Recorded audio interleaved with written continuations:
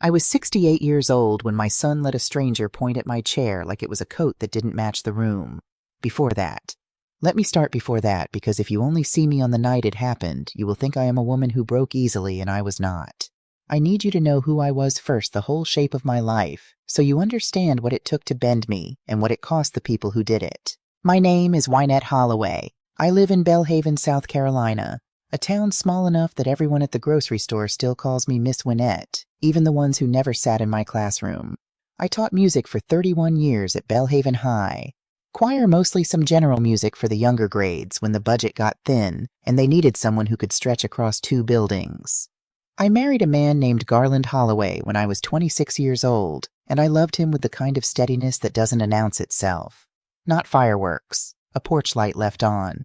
That kind of love. Belhaven sits where a slow tidal river meets the harbor, small enough that you can walk the whole downtown in 20 minutes if you don't stop to talk to anybody, which nobody ever manages to do. The shrimp boats still go out most mornings the way they always have, though there are fewer of them now than when Garland worked the yard, and the storefronts along Main Street have turned over a few times since I was young, a hardware store becoming a coffee shop, becoming eventually something else again. But the bones of the place have stayed remarkably the same. I have lived here my entire life. I was born 2 streets over from the house I live in now, raised by a mother who cleaned houses on the wealthy side of town, and a father who worked the docks until his knees gave out. And I understood early the way children in small towns often do exactly where I fit inside the shape of the place. I never once resented that shape. I built a good life inside it. It simply meant I knew, better than most, how quickly a town can decide what it thinks of you and how long that decision can follow you around afterward if you let it. I met him at a church supper of all places, both of us assigned to the same folding table because somebody's seating chart put the H names together. He didn't say much that first night. He passed me the cornbread twice without being asked, and somewhere around the second helping I decided I liked a man who noticed what you needed before you said it out loud. We were married 11 months later in the same church in June with the windows open because the air conditioning had broken the week before and nobody thought it was worth fixing before the wedding. I remember sweating through my dress and not caring even a little. Every anniversary after that, 37 of them before he passed, Garland did the same small thing without fail. He'd walk out to the yard before I woke whatever the season and cut whatever was blooming, even if it was nothing more than a fistful of weeds with decent flowers on them, and he'd leave them in a jelly jar on the kitchen table, where I'd find them making coffee. He never once bought me a dozen roses from a shop.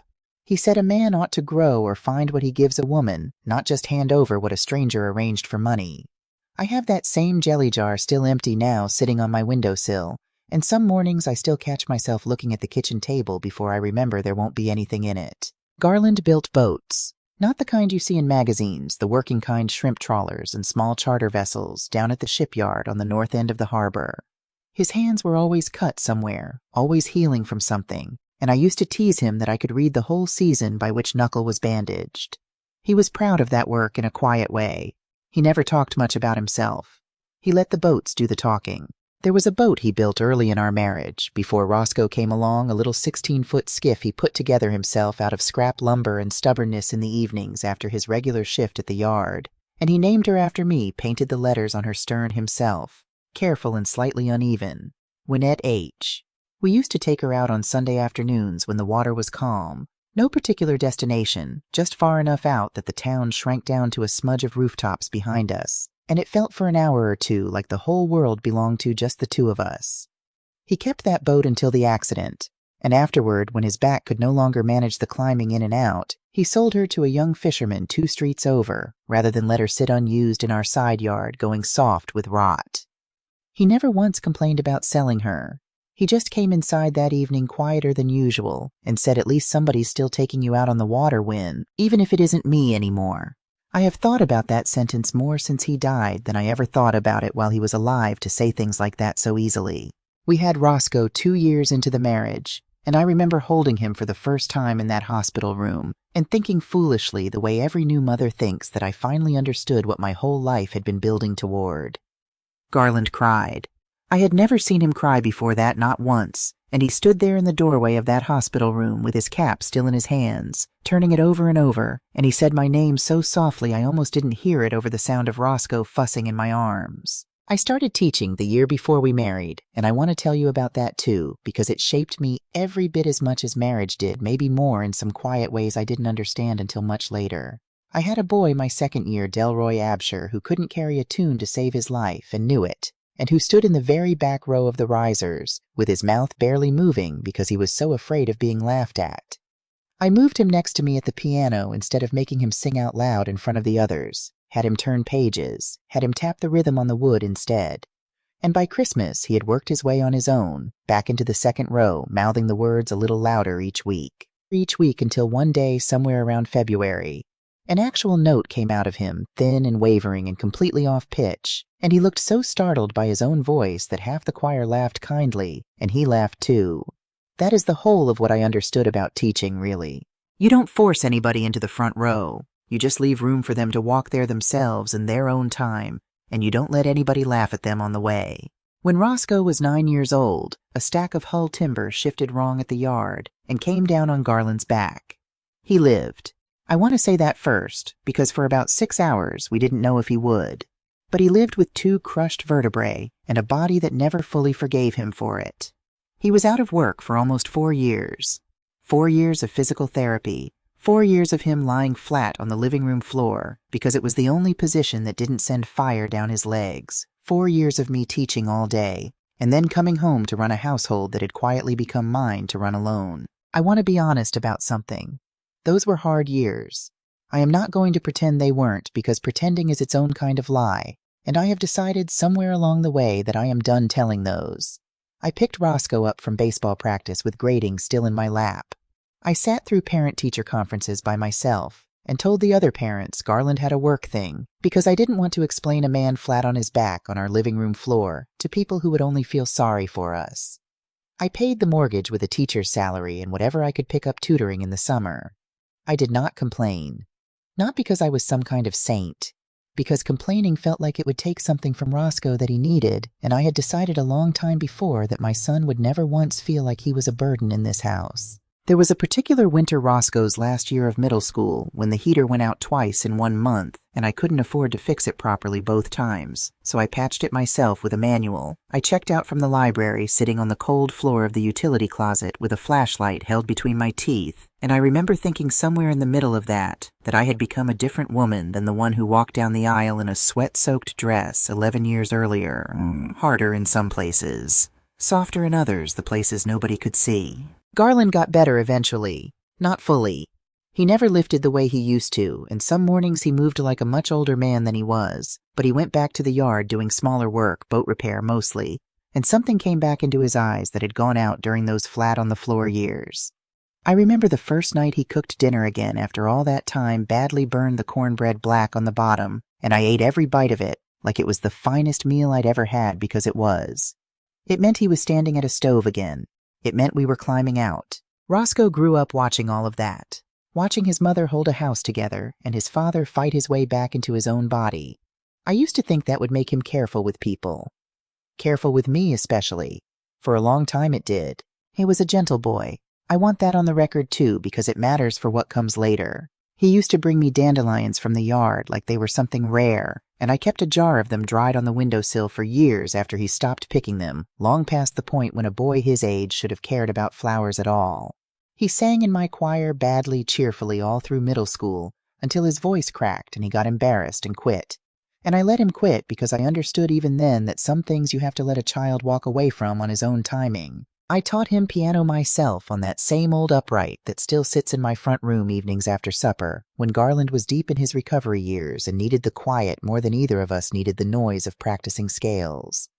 Roscoe was not a natural at it, not the way some children are, but he was patient with himself in a way that surprised me, willing to play the same 4 measures wrong a dozen times until they finally came out right.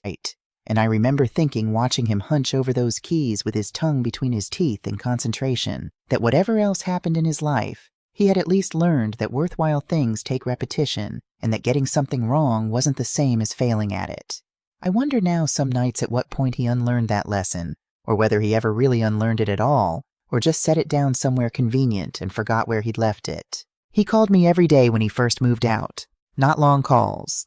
5 minutes here, 10 there. Did you eat something green today, Mom? Are you still leaving the porch light on for no reason? Small questions, but they were the kind of questions that told you someone was still keeping track of you from a distance, still holding a thread. He got a job at the marina management company 2 towns over, logistics work, scheduling, and contracts.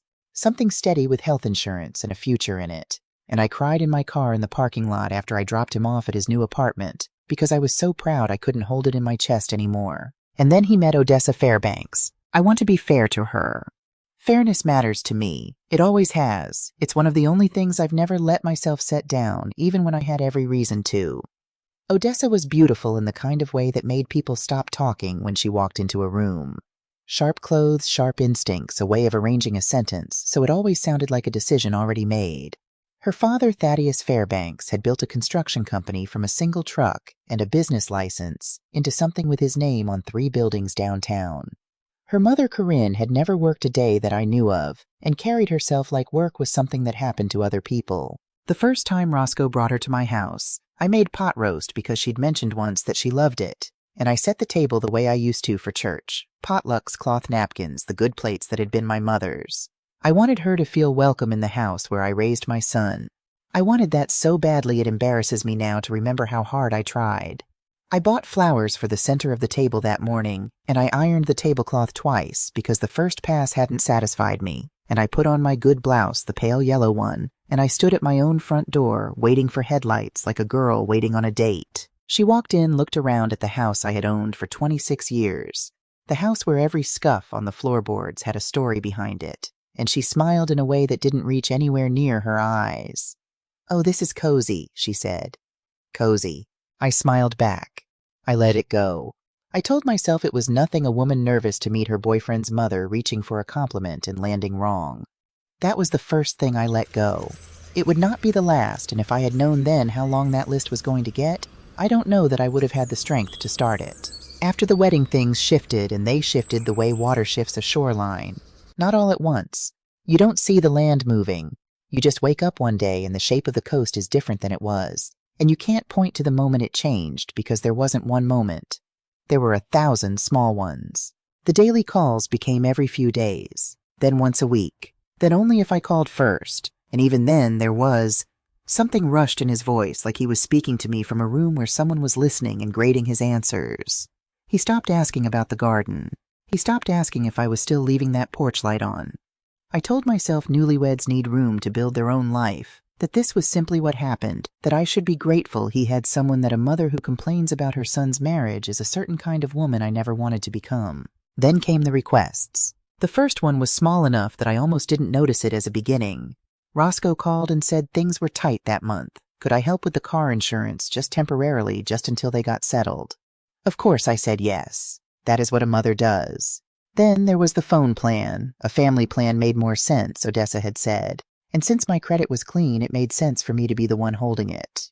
Then there was the credit card just for emergencies, just until they got back on their feet. Would I mind being the one whose name was on it since my score was so good? I said yes every time.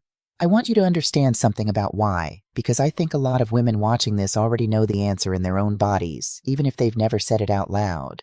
I said yes because saying yes was the only language I had ever been given for love. Nobody taught me another one. My mother said yes to my father until the day she died, and called it devotion. I learned the same lesson at her kitchen table without either of us ever naming it as a lesson at all. I remember one particular evening from that kitchen. I couldn't have been more than 11 or 12 watching my mother hand over her entire paycheck from 3 days of cleaning houses to my father, so he could cover a debt he'd never once explained to her, and I remember asking her afterward in the careless way children ask things whether that made her angry. She looked at me like I'd asked something almost improper, and she said, "Angry doesn't keep a family together, Wynette. Giving does." I carried that sentence around for 50 years without ever once questioning it, the way you carry a stone in your pocket. So long you forget it has weight at all, you just know your pocket sits a certain way because of it. It took a chair by a restaurant door for me to finally take that stone out and look at it properly, and understand that giving without ever being asked what it costs you isn't the same thing as love at all. It's just a smaller, quieter kind of disappearing. But here is the thing nobody tells you about always saying yes. People stop asking. They start assuming. And somewhere in that shift from asking to assuming, you stop being their mother and start being their safety net. The account they draw from quietly, the one they don't think to thank, because gratitude is for gifts. And somewhere along the way, what you gave stopped looking like a gift to them at all. I noticed. I want to be clear about that. I was 65, 66, 67. Not senile, not confused. Not so desperate for a scrap of connection that I couldn't see what was happening in front of me. I noticed every single time. But I told myself a story the way I think a lot of us tell ourselves stories to survive the things we're not ready to face head on. I told myself that one day Roscoe would step back and see the whole shape of it, and he would turn to me the way he used to when he was small and had done something wrong and knew it, and he'd say, "Mom, I see it now, I'm sorry." I waited for that face for 3 years. It never came, and I want to sit with that for one more moment before I move forward, because waiting for someone to see you is its own kind of exhausting labor that nobody puts on a resume. There were nights during those 3 years when I would sit alone at my kitchen table with the bills spread out in front of me and do the arithmetic quietly, the way you check a wound you already know is deeper than it looks. And I would tell myself one more month, one more favor, then things will settle. I believed that sentence longer than I care to admit, because believing it was easier than the alternative, which was admitting that my own son had learned somewhere along the way that I would always say yes, and had simply stopped wondering what it cost me. I think about one particular evening more than the others, because it sits so close to everything that came after. It was Odessa's birthday, her second one as Roscoe's wife, and he asked me almost sheepishly whether I would mind covering the deposit on the venue, a little event space downtown with exposed brick and string lights, because a vendor had fallen through and Odessa was beside herself, and he didn't know who else to ask. I paid it without hesitating. I even offered to help decorate because some foolish hopeful part of me thought showing up with my hands full of tissue paper flowers might finally earn me a real place at these gatherings, instead of the edges of them. I spent 2 evenings making those flowers at this very kitchen table, careful pastel tissue folded into shapes I remembered from a craft class I taught the younger grades decades earlier, and I carried 3 dozen of them to that party in a cardboard box lined with a towel so they wouldn't crush on the drive over. Odessa thanked me for them at the door quick and distracted, and then I watched over the course of that evening as she introduced me to her friends, not as Roscoe's mother, but simply as help with the flowers, the way you'd introduce a caterer, polite and entirely beside the point. I stood near the drink table for most of that party making conversation with people who had no idea who I was to the woman turning 32 feet away, and I drove home telling myself it was a small thing, a wording thing, nothing worth mentioning to Roscoe, and certainly nothing worth ruining a birthday over. I have thought about that party more since the restaurant than I ever thought about it at the time, because I understand now that it was never really about the wording. It was about where I had already been quietly filed long before anyone ever pointed at a chair. I want to be honest about something else too, sitting here telling you all of this. There were women in my own life during those 3 years, Dovey chief among them, who tried gently, carefully to point at the shape of what was happening to me before I was ready to see it myself. Dovey asked me once over coffee whether I ever felt like I was renting a place in my own son's life instead of living in it, and I remember laughing the question off, telling her she'd always had a flair for the dramatic, and changing the subject to something easier before she could push further. I think about that conversation often now. I think about how many times someone who loved me tried to hand me a mirror, and how many times I simply looked away from it and called my own blindness patience or grace, or simply being a good mother, because those words felt so much kinder than the truth underneath them. The call came on a Friday afternoon in October, right as the light was starting to turn gold the way it does here before the cold sets in. Roscoe's voice on the phone was bright, almost boyish, the voice he used to have before every conversation started sounding like a negotiation. "Mom," he said, "Odessa's parents are in town this weekend. We want everyone together. Dinner at the wharfmaster's table, 7 o'clock. It's going to be special." I said yes before he even finished the sentence, because that is who I was. Because some hopeful, foolish part of me thought this dinner might be the beginning of something turning back the other way. I spent over an hour getting ready that evening, and I want to tell you it wasn't for the Fairbankses. I stopped needing strangers to approve of me a long time before that night. It was for myself. I wanted to walk into that room exactly as I was and feel steady in it. I wore the deep blue dress Garland used to say made me look like I was walking somewhere important, even when I was only going to church. I put on the thin gold chain that had been my grandmother's, the one with the small pearl that had gone slightly yellow with age, and I looked in the mirror and told myself, "This is who you are, and it is enough." I believed it when I said it. I want that on the record. I believed it fully in that mirror. I drove myself. The wharfmaster's table sat right on the harbor, all glass and low lighting, the kind of restaurant that had opened maybe a year earlier and already had a line for reservations on weekends. Valet out front, a hostess in heels that clicked against the floor like a metronome. I am not a woman who is easily rattled by a fancy room. I walked in with my shoulders back the way I always do, and Roscoe was waiting near the entrance, and I knew something was wrong before he even opened his mouth. You learn to read your children the way you learn to read weather. His hug was quick, one arm barely there before it let go. His smile was the nervous one, not the real one, and I have cataloged every one of his smiles since he was 3 weeks old, so there was no mistaking which one this was. You look nice, Mom, he said. Thank you, baby, I said, and I touched his arm and asked if he was all right, and he said, of course, come on, they're already at the table, and he walked slightly ahead of me instead of beside me the whole way in. The table was round and large set near the back, where the lighting was warm and low white linen crystal glasses already sweating with ice water.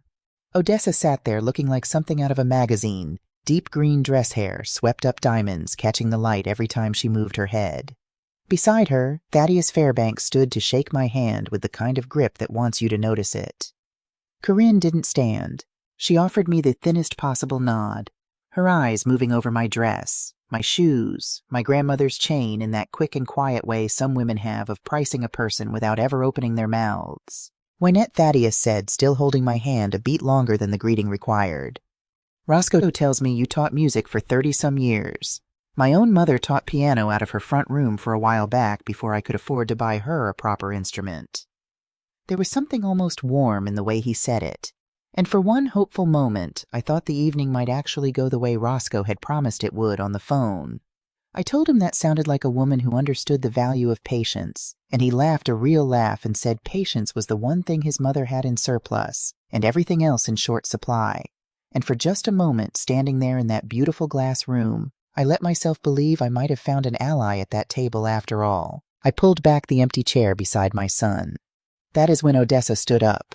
For half a second I thought she was simply rising to greet me properly, and some small, hopeful, foolish corner of me still believed that.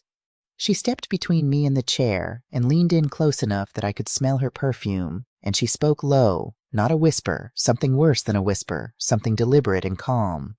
Wynette, she said, I think you'll be more comfortable at a different table tonight. I stood very still. I looked past her at the small table near the hostess stand, the kind of table meant for people waiting on a party of 2.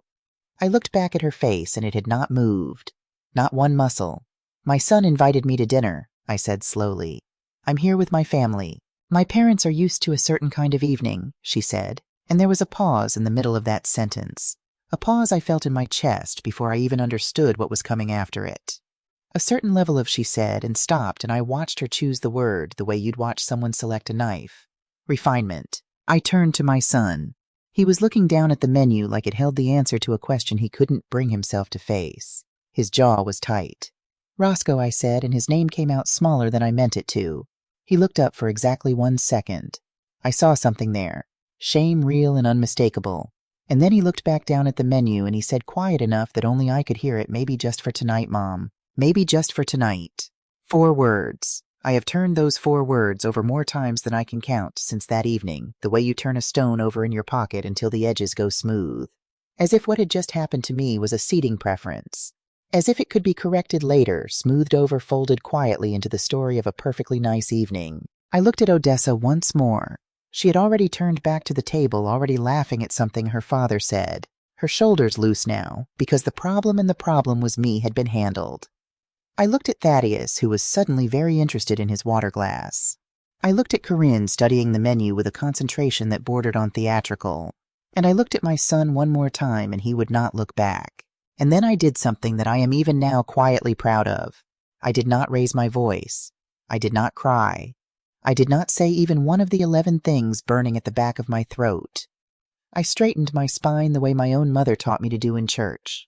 When the sermon ran long, I picked up my purse and I walked myself to the small table by the door. The waiter who came to me was young, maybe 23, with the kind of careful, kind eyes that told me he had seen enough of the world already to know something wasn't right here. Will you be dining alone tonight? He asked gently, like he already knew the answer would embarrass me if he said it wrong. Yes, I told him. Just me. Bring me the soup, please, and hot tea if you have it. "Of course, ma'am," he said, and he left quickly, and I think he was almost as uncomfortable as I was being witness to a small cruelty he had nothing to do with. I sat with my hands folded in my lap. From where I sat, I could watch their whole table without even trying. I could see Roscoe laughing at something Thaddeus said. I could see Odessa refilling her wine, gesturing wide the way she did when she was telling a story she'd already told a dozen times. I could see Corinne finally animated, nodding along, fully present in a conversation I had been quietly, deliberately removed from. Every time the door opened behind me, cold air moved across my shoulders. The hostess, a young woman with a kind face who'd seated the Fairbanks party earlier that same evening, came by my little table once, ostensibly to ask if I needed anything, and I watched her glance toward the round table in the back, and then back at me, and something passed over her face that told me she understood exactly what she was looking at. She didn't say anything about it. She only refilled my water without being asked, and touched my shoulder briefly, the way you'd touch a stranger's shoulder at a funeral when words felt like too much to offer, and then she was gone again back to her podium, and I sat there feeling oddly less alone than I had a moment before, comforted by a woman who owed me nothing at all and gave me something anyway. The soup came. French onion, the cheese browned at the edges. I ate it slowly, not because I wanted it, but because I needed something small and steady for my hands to do while my mind worked through what had just happened to me in front of my own son. Because something was moving through me at that little table. Something quiet and enormous and completely new. Clarity. For the first time in 3 years, I was seeing all of it without the fog of hope bending the light. I saw my son clearly. Not the boy who used to call every single day, not the man I still loved and would always love, but the man he had actually become. A man who was so afraid of his wife's displeasure that he sat through his own mother's humiliation with a menu in front of his face like a shield. I saw Odessa clearly too, though it took longer to look at her straight on. Not the woman I had tried so hard to welcome into this family 3 years earlier over pot roast and cloth napkins. A woman who had looked at me once in my own front hall and filed me under a heading she never once revised. Someone to be managed. Someone whose comfort mattered less than the impression of an evening. And I saw myself. A woman who had insured their car and carried their phone plan and held their credit card and said yes. Yes, yes, until yes became so automatic, they forgot I was capable of saying anything else. I finished the soup. I set the spoon down. I reached into my purse, counted out enough cash to cover the meal and a generous tip for the young man with the kind eyes, and I left it folded on the table. I did not go back to say goodbye. I did not try to catch Roscoe's eye across that beautiful, terrible room.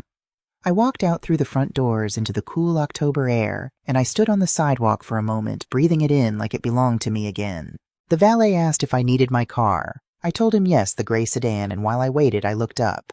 Clear night. Stars visible even through the harbor lights.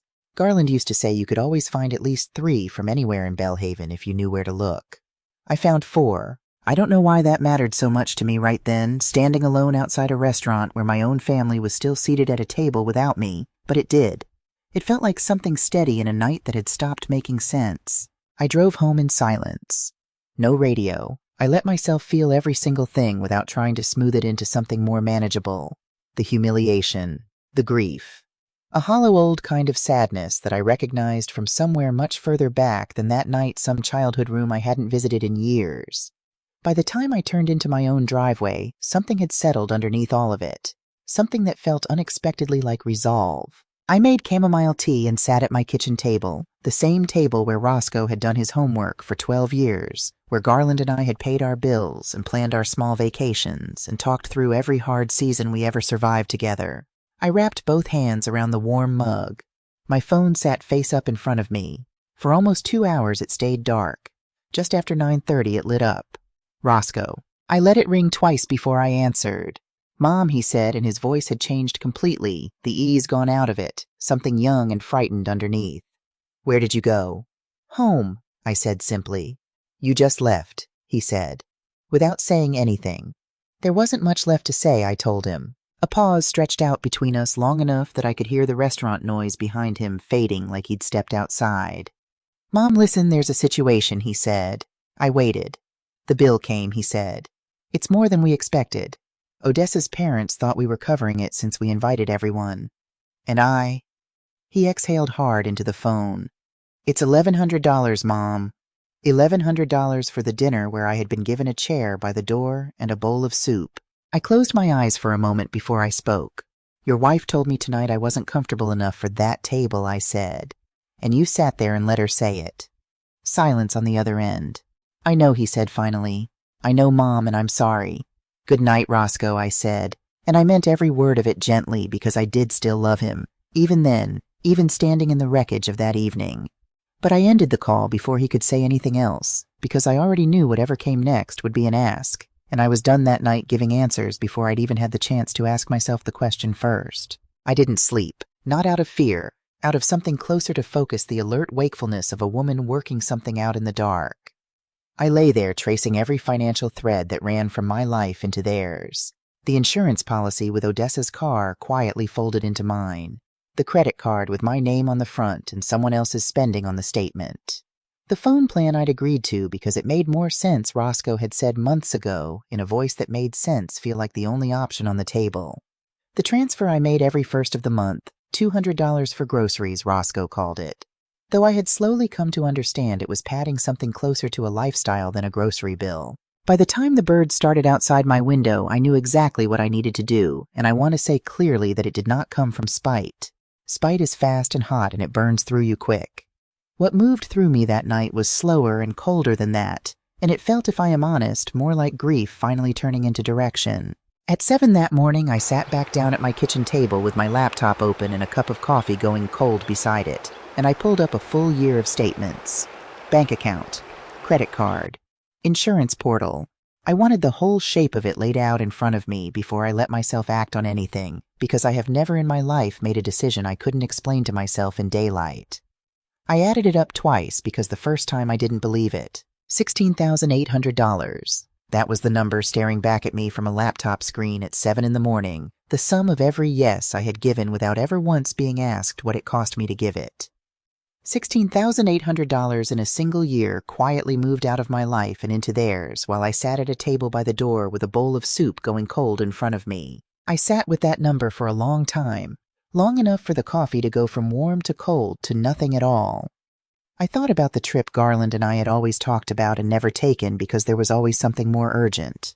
I thought about the roof that needed work I kept putting off. I thought about every quiet sacrifice I had made without ever once telling myself I was making one, because that is what mothers do. That is the story I had been told my whole life and had told myself right back. And I thought about the way Odessa's voice had sounded leaning in close to my ear in that restaurant, telling me I would be more comfortable somewhere else. And I thought about my son's eyes dropping to that menu instead of meeting mine. $16,800 in a chair by the door. I closed the laptop.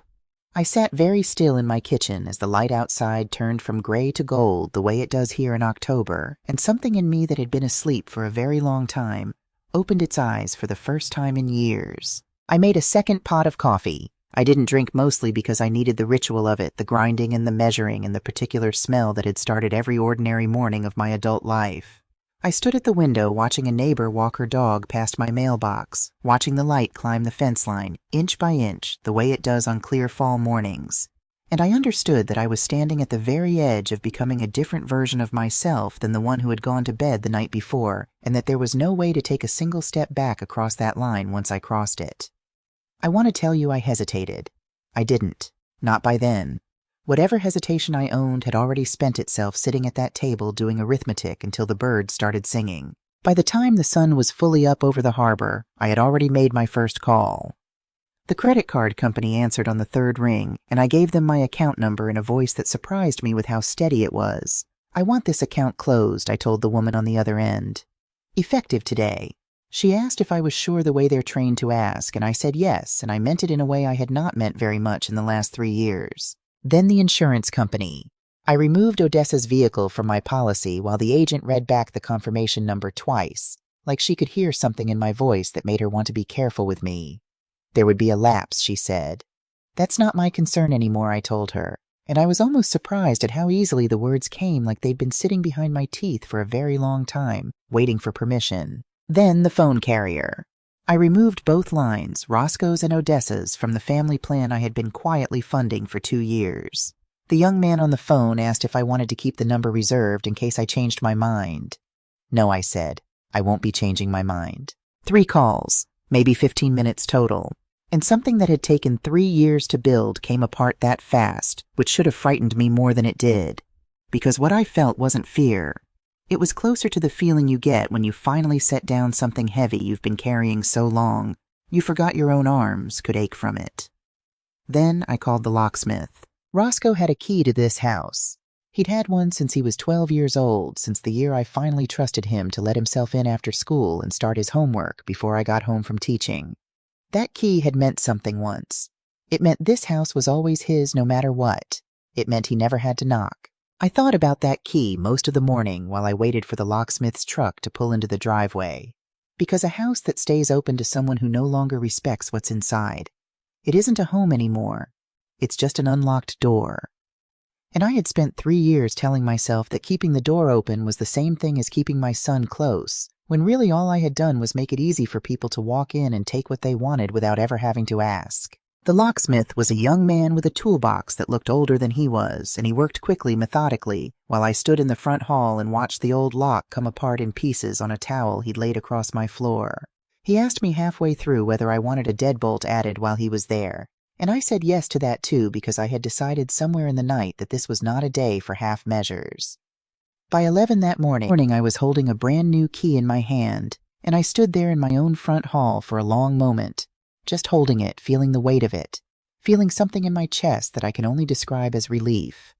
Not happiness, not yet, just relief, plain and quiet. After he left, I got in my car without really deciding to and drove down to the harbor to the north end where the shipyard still sits, though it's changed hands twice since Garland worked there, and half the men who remember him are retired or gone now themselves.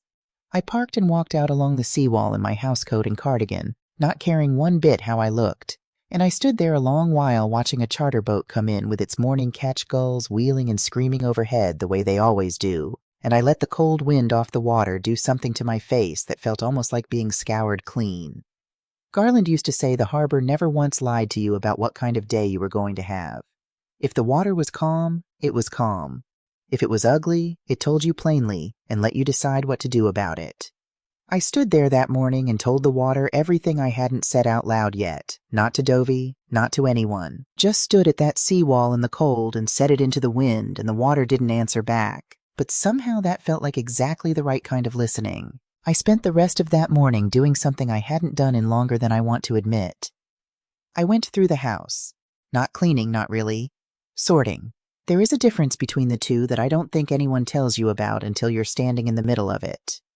I went into the back room where Garland used to keep his old filing cabinet, the metal one that still smelled faintly of the shipyard, even after all these years, oil and salt and something like sawdust that never fully washed out of the drawers. I wasn't looking for anything in particular. I told myself I was just trying to understand the whole shape of our finances before I made any more decisions, because I have never in my life made a choice. I couldn't explain to myself in daylight, and I wasn't about to start now. But somewhere in the second drawer underneath a stack of old boat repair invoices bound with a rubber band that had gone brittle with age, my hand closed around something that didn't belong there. A small bank passbook. Faded blue, cover the corners, soft the way paper gets when it's been handled and then forgotten for years. I almost set it aside without opening it.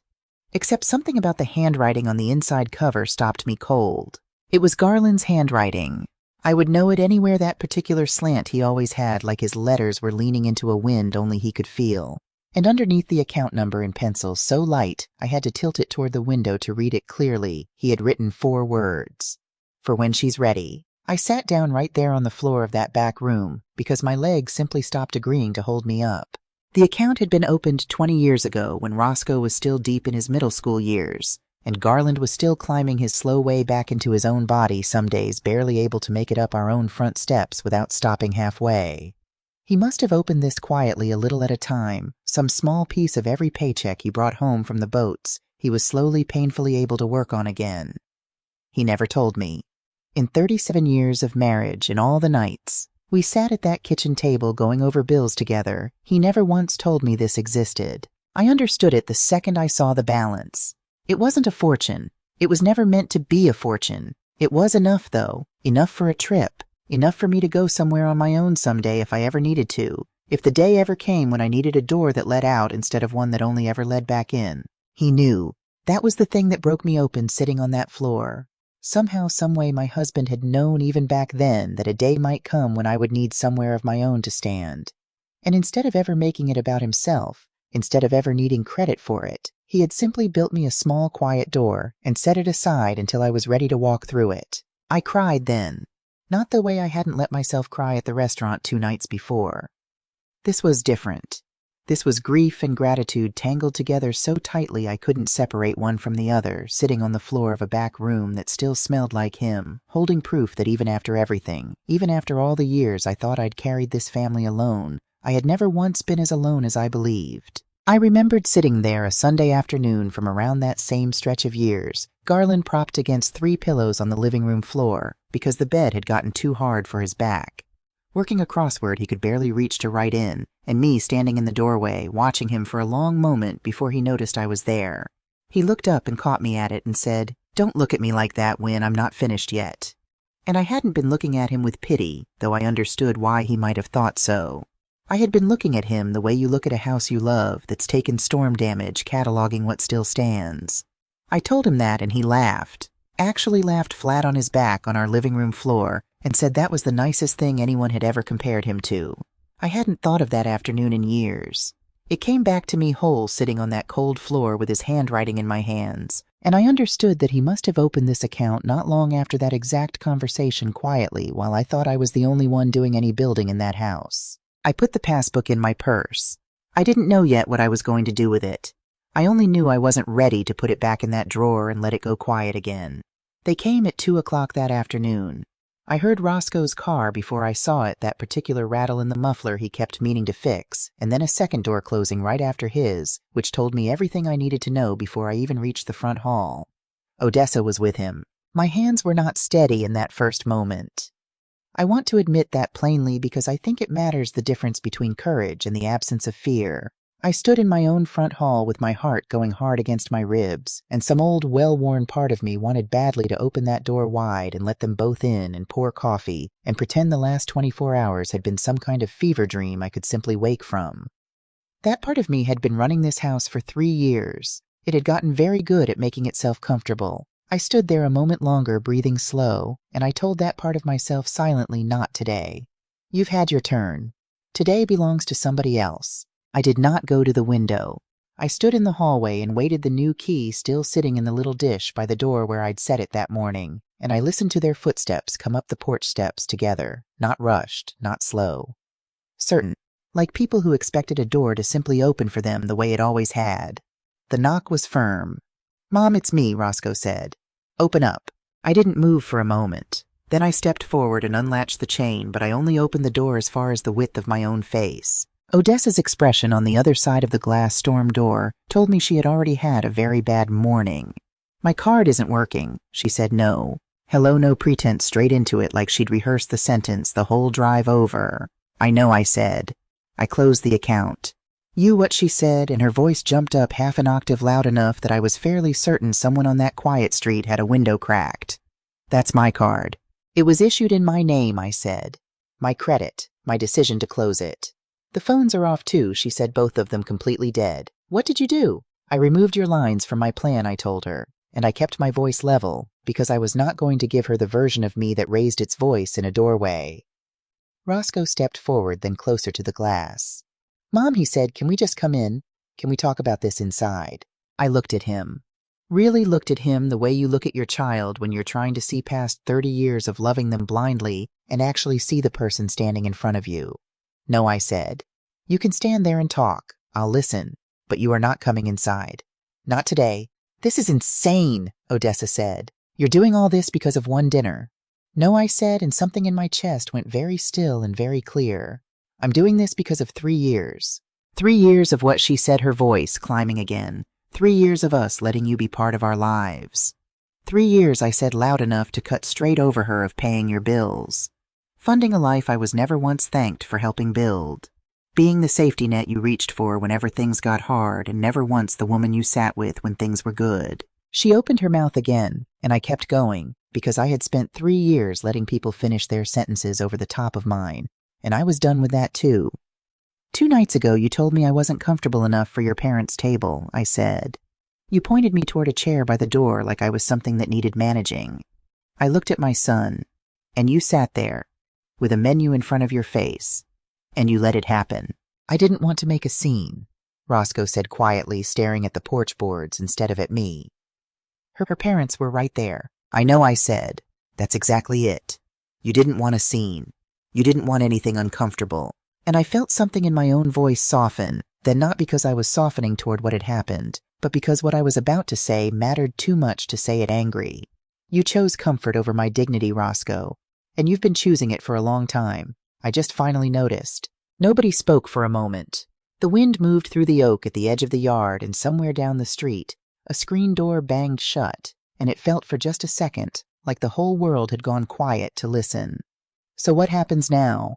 Odessa said finally, and there was something almost small in the way she said it, something I hadn't heard from her before. Now I said you figure out your own insurance, your own phone plan, your own credit, and you think both of you about what kind of people you actually want to be to each other and to me. And us, Roscoe said, his voice rough now. What about us, Mom? I looked at my son. I felt the love. It never left, not for 1 second, not even standing in that doorway with my hand on the edge of it ready to close it. It never becomes less that kind of love. It just learns eventually that it isn't the only thing that matters. I will always love you, I said. That was never the question. Then what is, he said. Whether you can love me back, I told him, without needing something from me every time you do it. Whether you can see me as your mother and not as a resource you draw from whenever things get tight. He had no answer for that. Not right then. I watched it land on him, watched something behind his eyes flinch the way it does when a person finally hears a sentence they've been avoiding for a very long time. I closed the door gently, not slammed. Gently because there is a kind of strength in gentleness that I don't think people always recognize when they see it. And I wanted that door closed the way I meant everything else that day on purpose, without apology and without cruelty either. I stood in my own front hall for a long moment after the latch clicked. I heard them on the porch a while longer, low voices I couldn't make out, and then I heard Roscoe's car start, and then the sound of it backing out of the driveway and disappearing down the street. I sat down right there on the bottom step of my own staircase, still in my cardigan, and let myself shake for a minute. The way your body sometimes waits until the danger has passed to tell you how frightened it actually was. My hands trembled in my lap. My breath came shallow and quick, and I sat there letting it happen instead of fighting it, because I had learned somewhere along the way that pretending you aren't shaking rarely makes the shaking stop any faster. After a while it passed the way storms do, and I stood steadier than before and walked the rest of the way into my kitchen. I walked into my kitchen. I put the kettle on.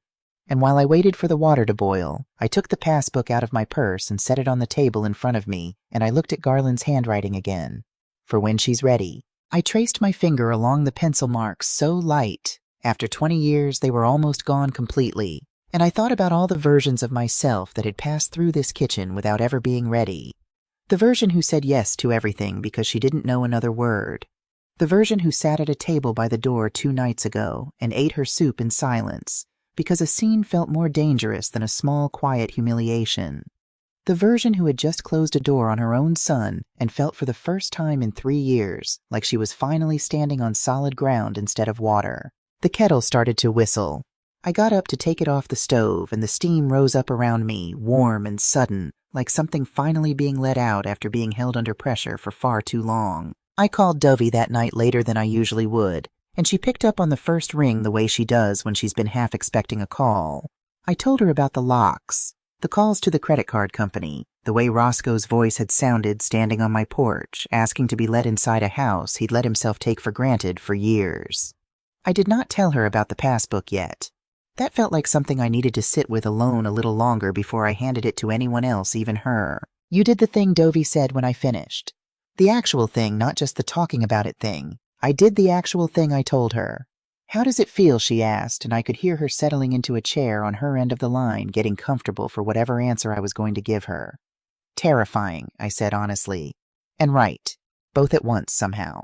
That's usually how you know, she said. If it only felt right, I'd worry you were telling yourself a story. If it only felt terrifying, I'd tell you to sleep on it another night. Both together, that's the real thing. We talked another 20 minutes about nothing in particular, and after I hung up, I sat a while longer in the quiet of my kitchen before I finally went up to bed, and I understood something so plainly it almost made me laugh out loud alone in my own house, with the whole evening finally settling around me like something being released after a very long time held under pressure. I was ready. I had been ready for longer than I let myself believe. Garland just knew it before I did. The days after I closed that door moved slower than I expected, and quieter too, the kind of quiet that isn't empty so much as it is waiting for something to fill it back up. I want to tell you what those days actually looked like, because I think people imagine a woman in my position sitting alone in a dark house feeling sorry for herself, and that was not what happened to me. Not even close. What happened was smaller and stranger than that. Word travels in a town like Bellhaven the way water travels through sand quiet underneath everything, and by the second morning I understood that people already knew. I found out because Delphine Attaway, who I taught alto section to for 3 straight years back in the 90s, stopped me outside Haddon's grocery with a bag in each hand and just looked at me for a second before she said anything at all. Miss Wynette, she said, and there was something careful in the way she said my name, like she was choosing it out of a whole box of other things she could have said instead. I heard you had yourself quite a week. I didn't ask how she'd heard because I already knew the answer wouldn't matter. Small towns don't need you to explain how they know things. They just know the way weather knows when to turn. I'm managing, I told her, and she nodded slowly, and then she said something I have thought about many times since. You raised half this town's children in that choir room, she said. Don't you think for 1 second we forgot how you did it? I didn't fully understand what she meant right then, standing in a parking lot with the sun too bright and my arms full of my own groceries. I understand it better now, because over the following days small things kept happening that I hadn't asked for and hadn't expected. A casserole dish left on my porch with no note, just a folded piece of foil and a handwritten W on masking tape stuck to the lid from someone I never did identify for certain. A former student, grown now with children of her own, waving at me from across the church parking lot, longer than a wave usually lasts. Like she wanted me to know she'd seen something and she was on my side of it. A note tucked under my windshield wiper, one Tuesday unsigned, just 3 words in careful cursive. We remember you. Dovie Pruitt showed up at my door on the 3rd evening with 2 glasses and a bottle of wine she didn't bother asking permission to open. Dovie had been my closest friend since before either of us had gray in our hair, back when we both worked the front office at the elementary school one summer for extra money, her doing the books and me doing everything else. She had never married, never wanted to, used to say she'd watched enough of her friends disappear into other people's lives to know she'd rather keep her own. She had opinions about everything, and she delivered them without asking whether you wanted them, which is exactly what I needed sitting across from her at my kitchen table that night. Well, she said, pouring the wine like she already knew this conversation was going to require it. Tell me everything, and don't leave out the parts that make you look bad, because I know you, Wynette Holloway, and you'll try. So I told her. All of it. The restaurant, the chair by the door, the soup gone cold, Roscoe's face buried in that menu. The 3 phone calls the next morning, the locksmith, the new key sitting cold and unfamiliar in my palm. And then, because I hadn't told anyone yet, not even myself out loud, I told her about the passbook. Garland's handwriting. For when she's ready. Dovie set her glass down very carefully when I got to that part, like she was afraid the sound of it touching the table might break something in the room. Lord, she said quiet. That man loved you in a language most men never even learn to speak. I know it, I said, and my voice cracked a little on the word no, and Dovie reached across the table and put her hand over mine, and didn't say anything else for a while, because some things don't need more words stacked on top of them. How do you feel? She finally asked. Not what are you going to do? How do you feel? I thought about that honestly before I answered, because Dovie has never once accepted the easy version of anything from me. Like I've been underwater a long time, I said, and somebody finally let me up for air. And it hurts to breathe again. But I think that's just what breathing feels like after you've forgotten how. Dovie reached over and topped off both our glasses, not asking whether I wanted more, just doing it the way old friends do. What are you most scared of now? She asked. Not what happened. What's coming? I turned the question over a long moment before I answered it honestly. That I'll get lonely enough one of these winters to forget all of this and let it start again, I told her. That grief has a short memory sometimes, and mine's been tested enough these last few years that I don't fully trust it not to fail me someday. Then that's what I'm here for, Dovie said, simple as anything. To remember it when you can't. That's what friends are for at our age when. Not just casseroles and Sunday phone calls. Somebody willing to hold your own memory steady when yours gets tired. That's a good way to feel, she said. Hold on to it. I'm trying, I told her, and I meant it more than I'd meant almost anything in 3 years. Before she left that night, standing on my porch with her coat half buttoned against the chill, Dovie turned back and asked me something I hadn't expected. Do you regret any of it? She said. The insurance, the cards, the locks, any small piece of it. I thought about it honestly, standing there in the cold with the porch light burning above us both. No, I said finally. I regret waiting 3 years to do it, but I don't regret doing it. Good, she said. Then hold on to that too. I went to church that Sunday, the first one since the dinner, and I almost didn't go, sat in my car in my own driveway for a good 5 minutes with the engine running before I made myself put it in reverse. I didn't know what I'd find in that sanctuary. Pity, maybe. Whispered conversations that stopped the moment I walked past a pew.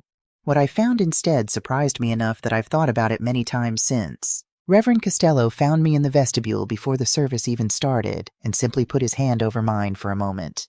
No sermon in it, no advice, just his hand over mine, and a look that told me he already knew something of what had happened without my having to explain a single word of it. Miss Winnett, he said, glad you're here this morning. That was all. Then he moved on to greet the family behind me like nothing unusual had passed between us, and somehow that was exactly the right amount of acknowledgement, enough to tell me I wasn't invisible, and not so much that I felt paraded. During the greeting time, when the whole congregation stands and shakes hands with whoever's nearest an older man I barely knew. Otis Bramwell, who I remembered vaguely as having sung bass in the men's chorus, a decade or more back, took my hand in both of his and held it a beat longer than the greeting required. My late wife used to say the measure of a family isn't who shows up when things are easy, he said quiet, just for me. It's who's still standing at the end of the hard part. You're still standing, Miss Winnett. I didn't fully trust my voice to answer him, so I just nodded, and he nodded back and moved down the pew, and I sat through that whole service with something warm sitting in my chest that had nothing to do with the sermon at all. Monday morning, I drove to the hardware store on Cathcart Street for a spool of wire to fix the birdhouse perch, and the man behind the counter turned out to be Ferris Doggett, who I hadn't seen in probably 15 years, one of my old tenor section boys grown into a heavyset man with his father's same slow way of talking. He rang up my wire without a word about anything, and then as he handed me my change, he said, careful not quite meeting my eyes, my mama told me what happened. Said the whole town's talking about it, mostly saying you did right. I told him I appreciated that more than he probably knew, and he nodded and said something I've thought about since, that he still remembered me making him sing his solo alone in an empty choir room until he stopped shaking, that it took him 20 minutes and I never once looked impatient. Some people just don't quit on a person, he said. Guess that goes both ways. Whether it's you not quitting on us, or you finally not letting your own family quit on you either. It was 4 days after the restaurant. A Tuesday cold enough that I had my old cardigan on over my house dress when I heard a car pull into the driveway that wasn't Roscoe's rattling muffler. I was out back at the time at the little wooden birdhouse Garland built the summer before his accident, the one shaped like a lighthouse that had gone gray and weathered over the years, one of its perches finally splitting loose from age. I'd been out there 20 minutes trying to get the perch reattached with a bit of wire because it felt that morning like something I needed to fix with my own 2 hands. I heard the car door close, then footsteps coming slow around the side of the house instead of up to the front, which told me whoever it was had seen my car in the driveway and known exactly where to look for me. It was Odessa. Alone, no Roscoe. She was dressed plainer than I had ever seen her, dark leggings and old sweatshirt that looked like it belonged to someone else, hair pulled back without a single piece of it arranged for effect. There was something almost unfamiliar about her standing there without all the armor she usually wore into a room, and for one strange second I almost didn't recognize her at all. I need to talk to you, she said. All right, I said, setting the wire down on the little wooden bench beside me. Talk. She looked at the birdhouse before she looked at me. Did you make that? She asked, and I could hear her buying time with the question the way you do when you've rehearsed something in the car the whole way over, and it's already slipping out of order in your mouth. Garland made it, I said. I'm just keeping it standing. She nodded like that meant something to her, and then she pressed her lips together and started again. I wanted to say I'm sorry, she said. About the insurance situation. It's been complicated trying to find a new policy this fast. I felt something go very still and very quiet inside my chest. That's not why you're standing in my yard, is it? I said. Because you're sorry about the paperwork. She didn't answer right away. And in the silence that followed, I understood something about Odessa Fairbanks that I don't think I had let myself see clearly until that exact moment. She was not a woman used to being asked a direct question and having nowhere comfortable to put it. I watched her eyes move once quickly toward her own car parked at the curb, the way a person looks toward an exit when a room has gotten smaller than they expected, and then she made herself stay put, which I noted quietly as the first true thing she'd done since arriving. "I know it wasn't just about the seating," she finally said, quiet now, none of the polish left in her voice. "I know it was bigger than that." Then say the actual thing I told her, and I was surprised by how calm I sounded, because inside I did not feel calm at all. I felt like something coiled and waiting. "I'm sorry for what I said to you," she said. "At the restaurant. It wasn't fair." I looked at her for a long moment. "Not fair," I repeated. That's an interesting way to describe telling a woman in front of her own son that she isn't refined enough to sit at a table. Her jaw tightened. "That's not exactly what I meant," she said. "You looked at me." "Odessa," I said, and my voice didn't rise. But something underneath it did something that had been building for 3 years and had nowhere left to go but out. At my dress, my shoes, this chain around my neck that belonged to my grandmother. And you decided right there in half a second exactly what category I belonged in. That's exactly what you meant. She flinched. It was small, barely a movement at all, but I saw it the way you see a ripple cross still water. "I came here to apologize," she said. And there was something almost wounded in the way she said it, like she genuinely believed she had walked into my yard carrying something generous, and I was the one refusing to receive it. "You came here," I said slowly, "because your card stopped working and your phone went dead and your parents are asking questions you don't know how to answer. You came here because things fell apart. That's not the same thing as an apology, Odessa. That's damage control wearing an apology's clothes." She was quiet for a long moment after that, staring at the split perch on the birdhouse like it had suddenly become the most interesting thing in the yard. When she spoke again, her voice had lost whatever careful shape she'd walked in with. "I don't know how to do this," she said, and for the first time since I'd known her, I believed every word coming out of her mouth. "I don't know how to just be a person in front of you. I've spent my whole life managing how things look, and I don't know how to stop doing that even when I want to." I heard something true underneath that sentence, something I wasn't expecting, and it caught me off guard enough that my anger softened at the edges without fully going anywhere. "Then that's the work in front of you," I said, "learning how. But it doesn't start with an apology that's really an excuse. It starts with the truth. All of it, not the parts that make you look like the reasonable one." She nodded, and for a second I thought she might actually say something real, something that would crack all the way open instead of just at the edges. She didn't. Not that day. She said she needed to think, and she walked back around the side of the house the same slow way she'd come, and I stood there by the birdhouse with the wire still loose in my hand, watching her go, feeling something I hadn't expected to feel. Not triumph, something closer to tired. Because half an apology is its own kind of exhausting. It asks you to do the work of finishing it in your own head, filling in everything the other person couldn't bring themselves to say out loud. I went back to the birdhouse.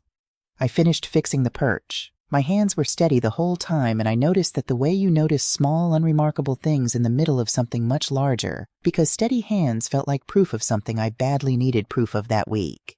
It was 3 days later, a Friday morning, when Roscoe came by alone.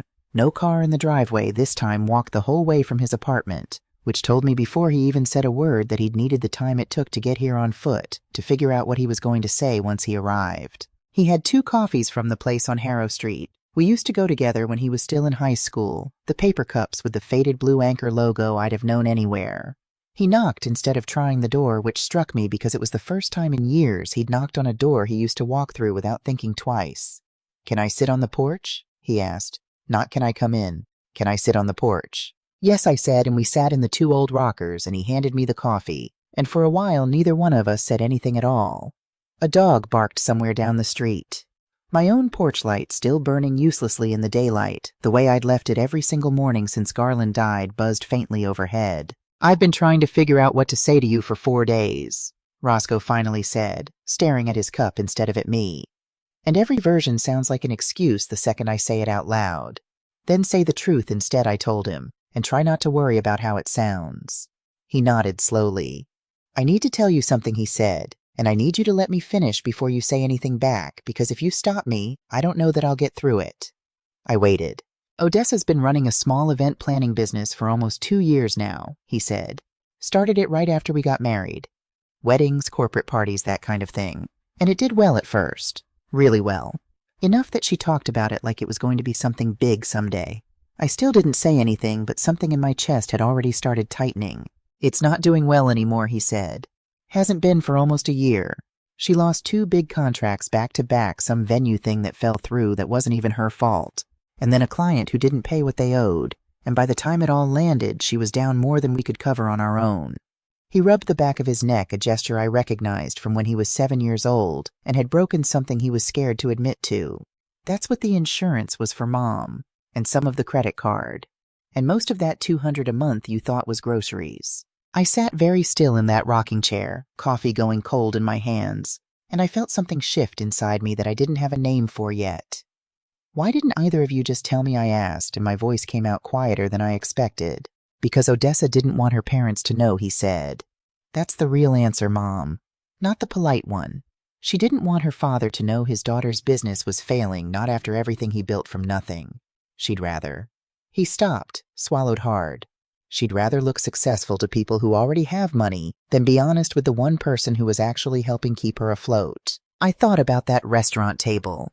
About Odessa in her deep green dress and her diamonds laughing loud enough for her father to hear her refilling her own wine glass while I sat 40 feet away with a bowl of soup going cold.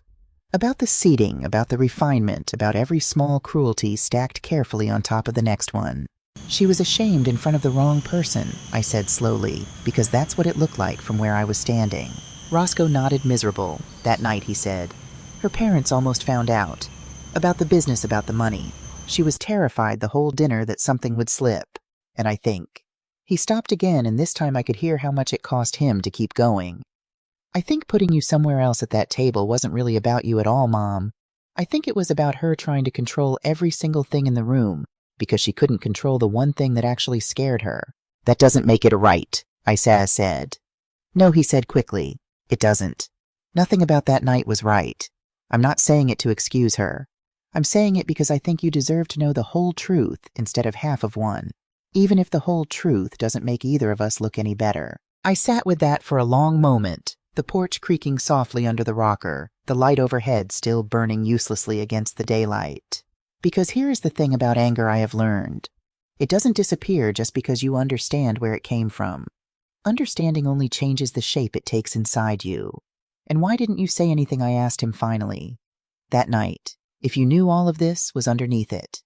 Because I was scared too, he said, and his voice cracked on the word scared in a way I hadn't heard since he was a boy. Scared of her business falling apart in front of her parents. Scared of what that would do to our marriage. Scared of you finding out how bad things had actually gotten. Because some part of me knew you'd already given more than you should have, and I didn't know how to ask you for anything else without hating myself for it. So I just... He shook his head. I let it happen. I told myself it was one dinner. I told myself I'd make it up to you somehow later quietly without ever having to say any of this out loud. Which is exactly what your father used to do when things got hard at the yard, I said before I could stop myself. Go quiet instead of go honest. Roscoe looked at me, something raw crossing his face. I didn't know that he said. You wouldn't, I told him. You were young. But I watched him do it for years. Carry something heavy all by himself because he thought it made him strong, when really it just made the people who loved him feel shut out of his life at exactly the moment he needed them the most. I don't want to be him, Roscoe said quiet, staring out at the yard instead of at me. Not that part of him. He was a good man, Mom. I know he was. But I don't want to be the kind of husband who goes quiet when things get hard. I don't want Odessa standing where you stood all those years wondering what I'm not telling her, because I'd rather carry it alone than look weak in front of her. Then you have work to do too, I told him. Not just her. I know that now, he said. I think I've known it a while and just didn't want to look at it straight on. What does that work look like, I asked him, because I wanted to hear him say it plainly, not just feel it in the general direction of an apology. Telling her the truth before it becomes a crisis, he said, slow working it out as he spoke. Not waiting until the bill's already due or the dinner's already happening to say something's wrong. He looked at me, then really looked. And telling you the truth too, Mom. Even when it makes me look bad. Especially then, probably. Especially then, I agreed. We sat there a long while after that, not talking, just letting the morning move around us, the coffee going cold, the dog down the street finally going quiet.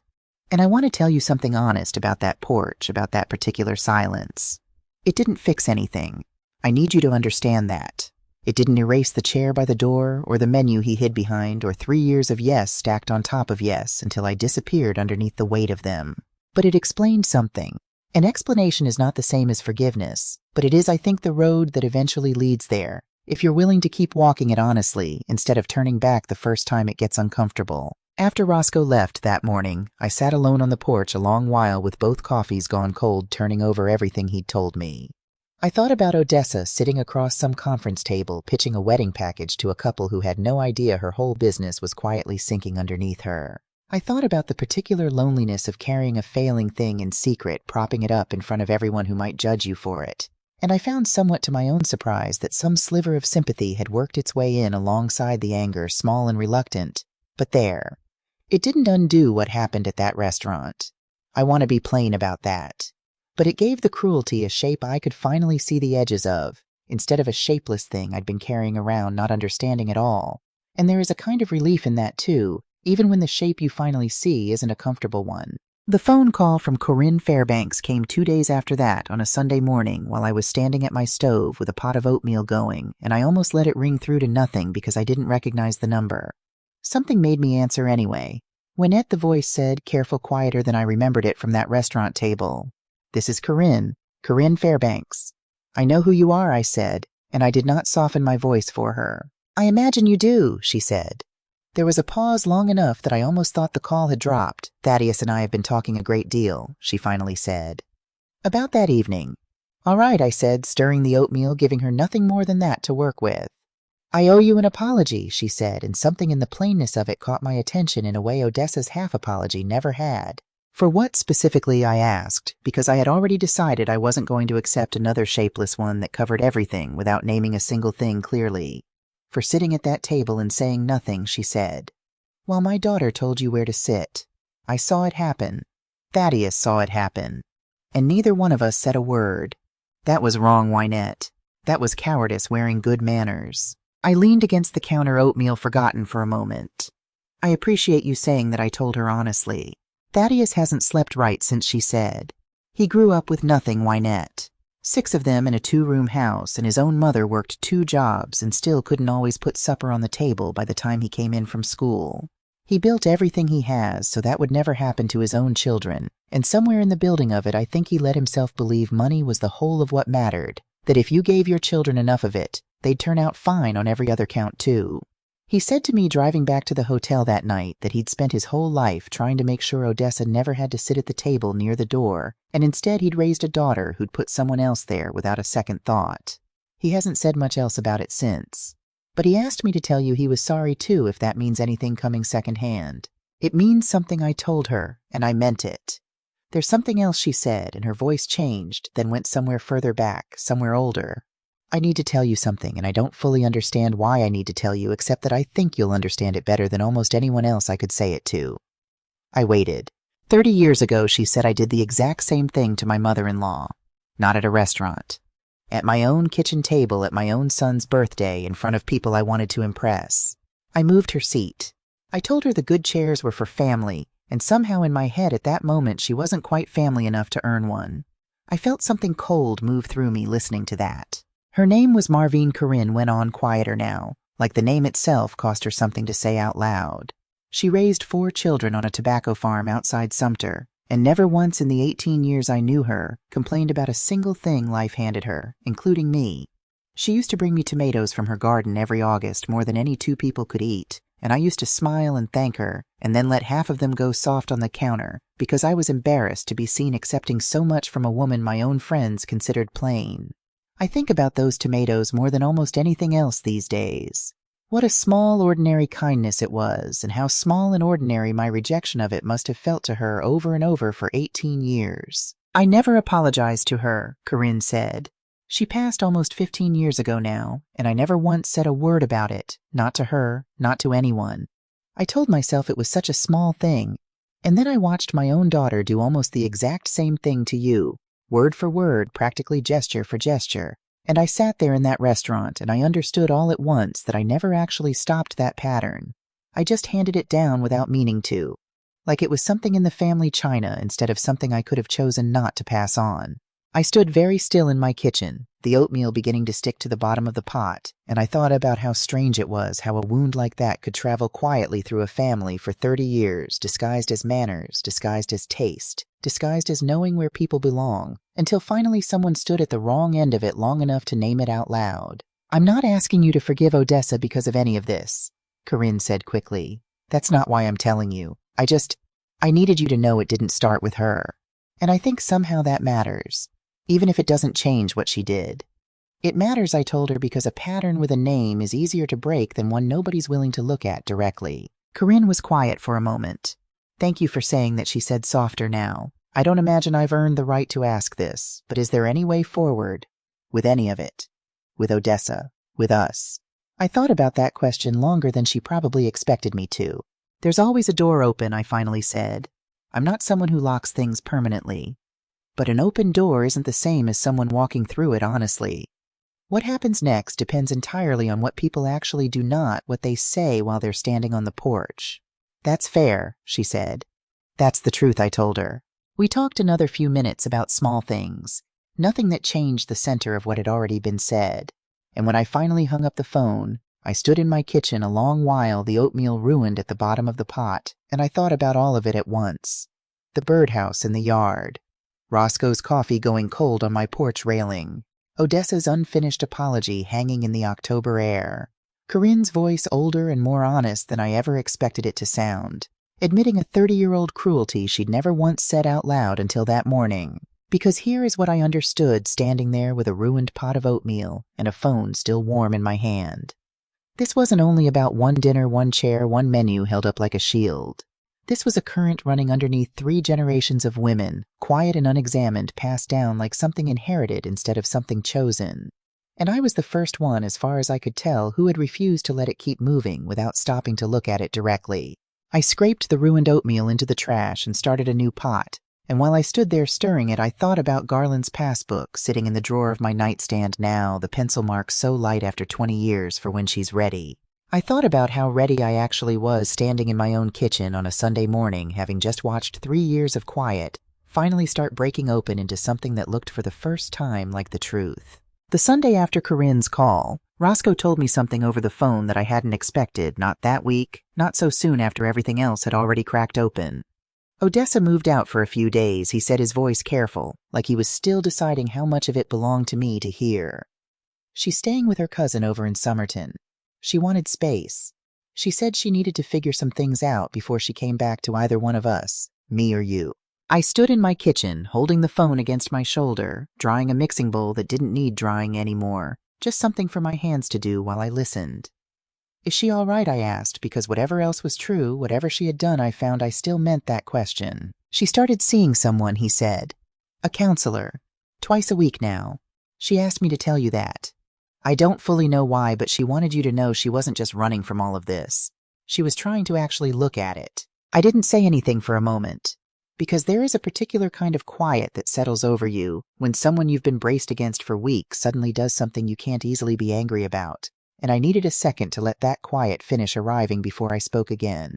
"That's a start," I finally said. "Not an ending. A start." "I know," Roscoe said. I told her the same thing.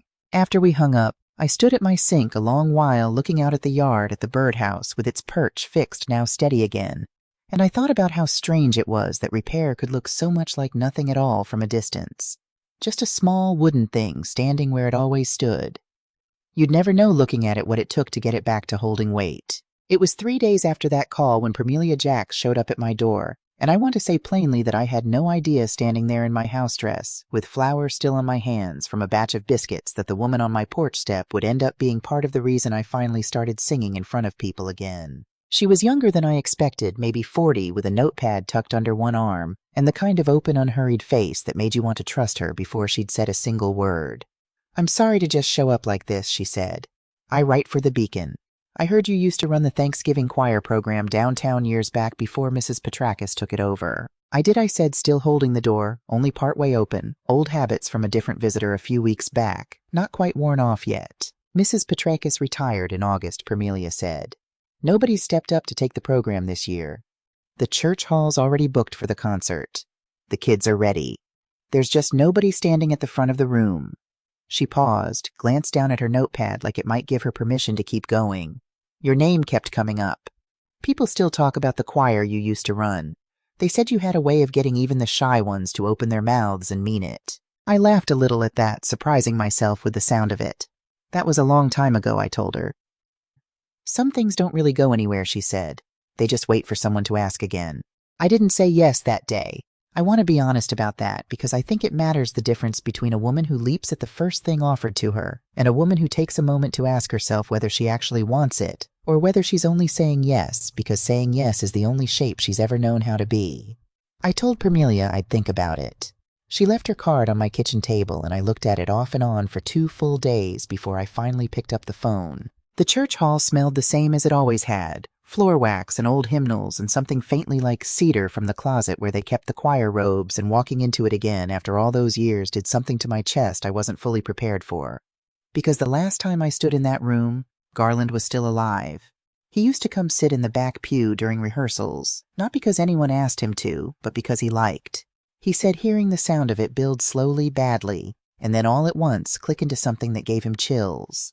There were 14 children waiting for me that first afternoon, ages maybe 7 through 13, restless in the way children get when a room has too many chairs and not enough instructions yet. I stood at the front and looked at them, and for one long second I didn't know if I still had it in me, whatever it was that used to let me pull a whole room of nervous voices into something that moved together. Then a small girl in the front row, gap-toothed hair and 2 uneven braids, looked up at me and asked without any shyness at all, "Are you going to teach us the song about the light?" And something in me just answered. I don't know how else to explain it. I opened my mouth and the first note came out steadier than I expected, and by the end of that first rehearsal, I had 14 children singing the opening lines of a song about carrying a small light through a dark season off key. In places rushing the tempo but singing all of them together, and I stood in the middle of it, feeling something wake up in me that had been sleeping since long before that dinner at the wharfmaster's table. There was a boy in this back row that first week, tall for his age, arms crossed the whole rehearsal like he'd been dragged there against his will, and I recognized that posture because I had seen 100 versions of it over 31 years of teaching. I didn't call attention to him. I just let him stand there with his arms crossed through 2 full rehearsals, and by the 3rd one, he had uncrossed them without seeming to notice he'd done it, and by the 4th he was singing the bass line under his breath like he was embarrassed to want it as much as he clearly did. His name was Beauregard, though everyone called him Beau, and he told me halfway through the 2nd week, unprompted standing near the piano, while the other children filed out to their parents, that his own father had left the year before, and nobody at home much felt like singing anymore. I didn't offer him sympathy because I had learned long ago that children rarely want that from you directly. I just told him that was exactly what a choir was for a room full of people who'd agree to make something whole out of everyone's separate broken pieces, and that his voice was needed in that room whether he felt like using it or not. He showed up early to every rehearsal after that, helping me set out the folding chairs before anyone else arrived, like the work of preparing the room had become its own kind of song he wanted to sing. There was a little girl, too, Odalise, who couldn't have been older than 8, who sang so quietly at first I had to kneel down beside her during rehearsal just to hear her at all, and who confessed to me one afternoon in the particular blunt way small children have of handing you the truth, without any warning that her older sister always told her she sounded like a mouse. I told her mice never got invited to sing in front of a whole congregation, and by December she was singing loud enough that her mother cried in the 3rd pew during the concert, and told me afterward she hadn't heard her daughter's real voice in over a year. I went home that evening lighter than I had felt in weeks. I made myself tea and sat at the kitchen table, and it was there an hour later that I found the envelope waiting in my mailbox when I stepped out to check it one last time before dark. Cream-colored, heavier stock than a regular letter. My name written across the front in small, careful, deliberate handwriting that I recognized immediately because I had seen it once before, scrawled quickly on the back of a birthday card years earlier, Odessa's. I brought it inside and set it on the table and looked at it for a long while before I opened it, because there is something about a handwritten letter that a phone call can never quite replicate. You can hang up on a phone call. You can walk away from a doorstep conversation mid-sentence if it gets to be too much. But a letter sits there. It waits. It doesn't let you leave the room until you've read every word someone chose to put down slowly, deliberately, without the safety of being able to take it back once it left their hand. I opened it carefully. 3 pages, both sides, the same small, precise script. She didn't start with "down the restaurant." That surprised me most of all. She started further than I expected her to be willing to go. She wrote about the first time she visited my house. The pot roast, the cloth napkins, the way she'd said cozy and meant something else entirely underneath it. She wrote that she remembered exactly what she'd been thinking that day standing in my front hall, and it wasn't kindness, and it wasn't nerves. It was calculation. She wrote that she had grown up in a house where love was something measured against furniture and zip codes, and which fork you used first. And she had walked into my home that day already deciding before she'd even tasted the food I made her that I was a category of person rather than an actual one. She wrote about small things I had almost forgotten myself. A birthday dinner she planned once at a restaurant with steep stairs, knowing full well my knees didn't do stairs well anymore, and never once offering to change the venue when I mentioned it quietly beforehand.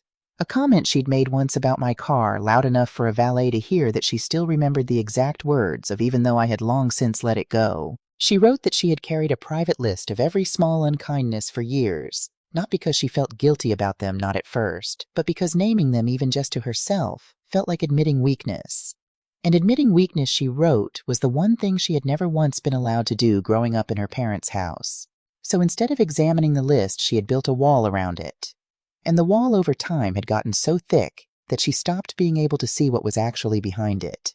She started defending the wall itself instead of ever looking at what it was hiding. She wrote about her own grandmother, her father's mother, a woman who had raised 6 children in that same 2-room house Corinne had once described to me over the phone, and how that grandmother had died when Odessa was only 7, and how she had almost no memory of her at all, except a single afternoon when the old woman had let her lick the spoon from a pot of peach preserves and told her in words. Odessa said she still carried word for word that money could buy you a house, but it couldn't buy you people who'd sit at your table just because they loved you. Odessa wrote that she hadn't understood that sentence as a child, and had spent her whole adult life proving she'd understood it even less as a grown woman chasing exactly the wrong kind of table the entire time. "I do not expect forgiveness," she wrote near the end. "I don't think I've earned it yet. What I'm asking for is the chance to earn it. Not the easy kind where you simply decide to believe I've changed because I wrote you a letter. The real kind where I prove it slowly through what I actually do over time you can watch. I think you deserve that kind of proof. I think for the first time in my life, I actually want to give it." I read it twice more after that first pass, sitting alone at my kitchen table with the tea gone cold beside me, and I felt something complicated move through my chest. Not forgiveness, not yet, but something adjacent to it. Recognition, maybe. The particular ache of watching someone finally say a true thing out loud after years of only ever saying the comfortable version. I didn't write back right away. I want you to know that too because I think it matters. I have learned slowly at 68 years old that healing doesn't move at the speed anyone else needs it to move, not even the person asking for it. I read the letter to Dovey 2 nights later, sitting at her kitchen table this time, instead of mine, because I hadn't trusted myself to get through it out loud in my own house without falling apart somewhere in the middle. Dovey listened with her arms crossed and her jaw set, the posture she gets when she's holding her own opinion very deliberately in check. And when I finished, she was quiet long enough that I started to wonder if she disapproved of me even reading it seriously at all. "Well," she finally said, "that's either the most honest thing that woman has ever written, or the most convincing performance of honesty I've ever heard secondhand. And I genuinely don't know which, and I don't think you do either, and I think that not knowing is exactly where you're supposed to be standing right now. That's not very comforting," I told her. "I'm not in the comforting business tonight," Dovey said. "I'm in the honest business. You want comforting, call somebody who didn't watch you eat soup alone by a door." She reached across the table then and softened just slightly. "But for what it's worth." When a woman who's only performing doesn't usually name the exact moment she started building the wall. Performers skip that part. They go straight to the tears. She named the wall. That's not nothing. I thought about that, the whole drive home, headlights sweeping over the dark road, Dovey's voice still sitting in my chest. She named the wall. That's not nothing. I turned it over so many times it started to feel less like a verdict and more like a place to stand while I decided what came next. The choir rehearsals kept going that week twice, then 3 times, the children getting sharper, more confident, less afraid of their own voices cracking on the high notes. I found myself looking forward to those afternoons the way I used to look forward to almost nothing anymore, and I noticed walking into that church hall each time that something in my shoulders sat differently than it had in years. Lower, looser, like a weight I'd been carrying without realizing it had finally been set down somewhere I could see it. I taught them the harmony part that week, splitting the 14 of them into 2 groups for the first time, and I remember standing between the 2 clusters of children, watching confusion cross their faces one by one as they realized they were being asked to sing something different from the child standing right beside them, something that only made sense once both parts sounded together. One of the younger ones, a boy named Cassius, stopped singing entirely halfway through and asked, worried if he was doing it wrong because his part didn't match what Odalise was singing next to him. I told him that was exactly right, that harmony wasn't 2 people singing the same thing, it was 2 people singing different things that only became beautiful once you let them exist side by side without either one drowning the other out. He thought about that for a moment, the way children do when you've handed them something a little too big for them to hold all at once, and then he nodded slowly and went back to his part, and by the end of that rehearsal, the whole room had it both halves ringing out together in a way that made the hair stand up on my arms. It was the second Thursday of rehearsals, cold enough that the children kept their coats on inside, when I looked up from the piano and saw Odessa standing in the very back of the hall. She was alone. She hadn't announced herself. She stood near the door in a plain gray coat, hands folded in front of her, and she didn't move to come closer, didn't try to catch my eye, didn't do anything at all except stand there and listen. I almost stopped the rehearsal. My hands actually hesitated over the keys for half a beat before I made myself keep going, because 14 children were depending on me to finish what we'd started, and whatever this was, whatever Odessa standing quietly in the back of that hall, meant it could wait until the song was done. We finished the piece. The children scattered toward their coats and their waiting parents, and the hall slowly emptied out around us, until it was just the 2 of us, left me at the piano, her still standing near the door, like she wasn't fully sure she'd earned the right to come any closer. "That was beautiful," she said finally, her voice smaller than I'd ever heard it. "They're getting there," I said, closing the lid over the keys gently. "I didn't know you did this," she said. "Taught kids to sing like that." Roscoe never really talked about it. "There's a lot he doesn't know how to talk about," I told her, and I watched that land on her, small and true and not unkind, just honest. She walked a little closer, then stopping a respectful distance away, the way you'd approach something you weren't sure was safe to get near yet. "I got your letter," I told her. "I read it. Twice, actually." She nodded, waiting, and I could see her bracing for whatever I was going to say next, the way you brace for weather, you can already feel coming. "It was the most honest thing you've ever given me," I said. "I want you to know that." It mattered. Something in her face shifted relief and fear tangled together in a way I recognized from my own reflection more than once these last weeks. But I continued, and I watched her brace again, harder this time. "But I'm not ready to tell you it's finished. A letter is a beginning, Odessa. It's not a door swinging all the way open on its own." "I understand," she said quickly. "I'm not asking for that. I just—" She stopped, started again. "I don't really know how to do this part," she admitted. "The part where I have to actually show you instead of just saying it. I've never had to do that before. Not really, not with anyone." I looked at her for the long moment.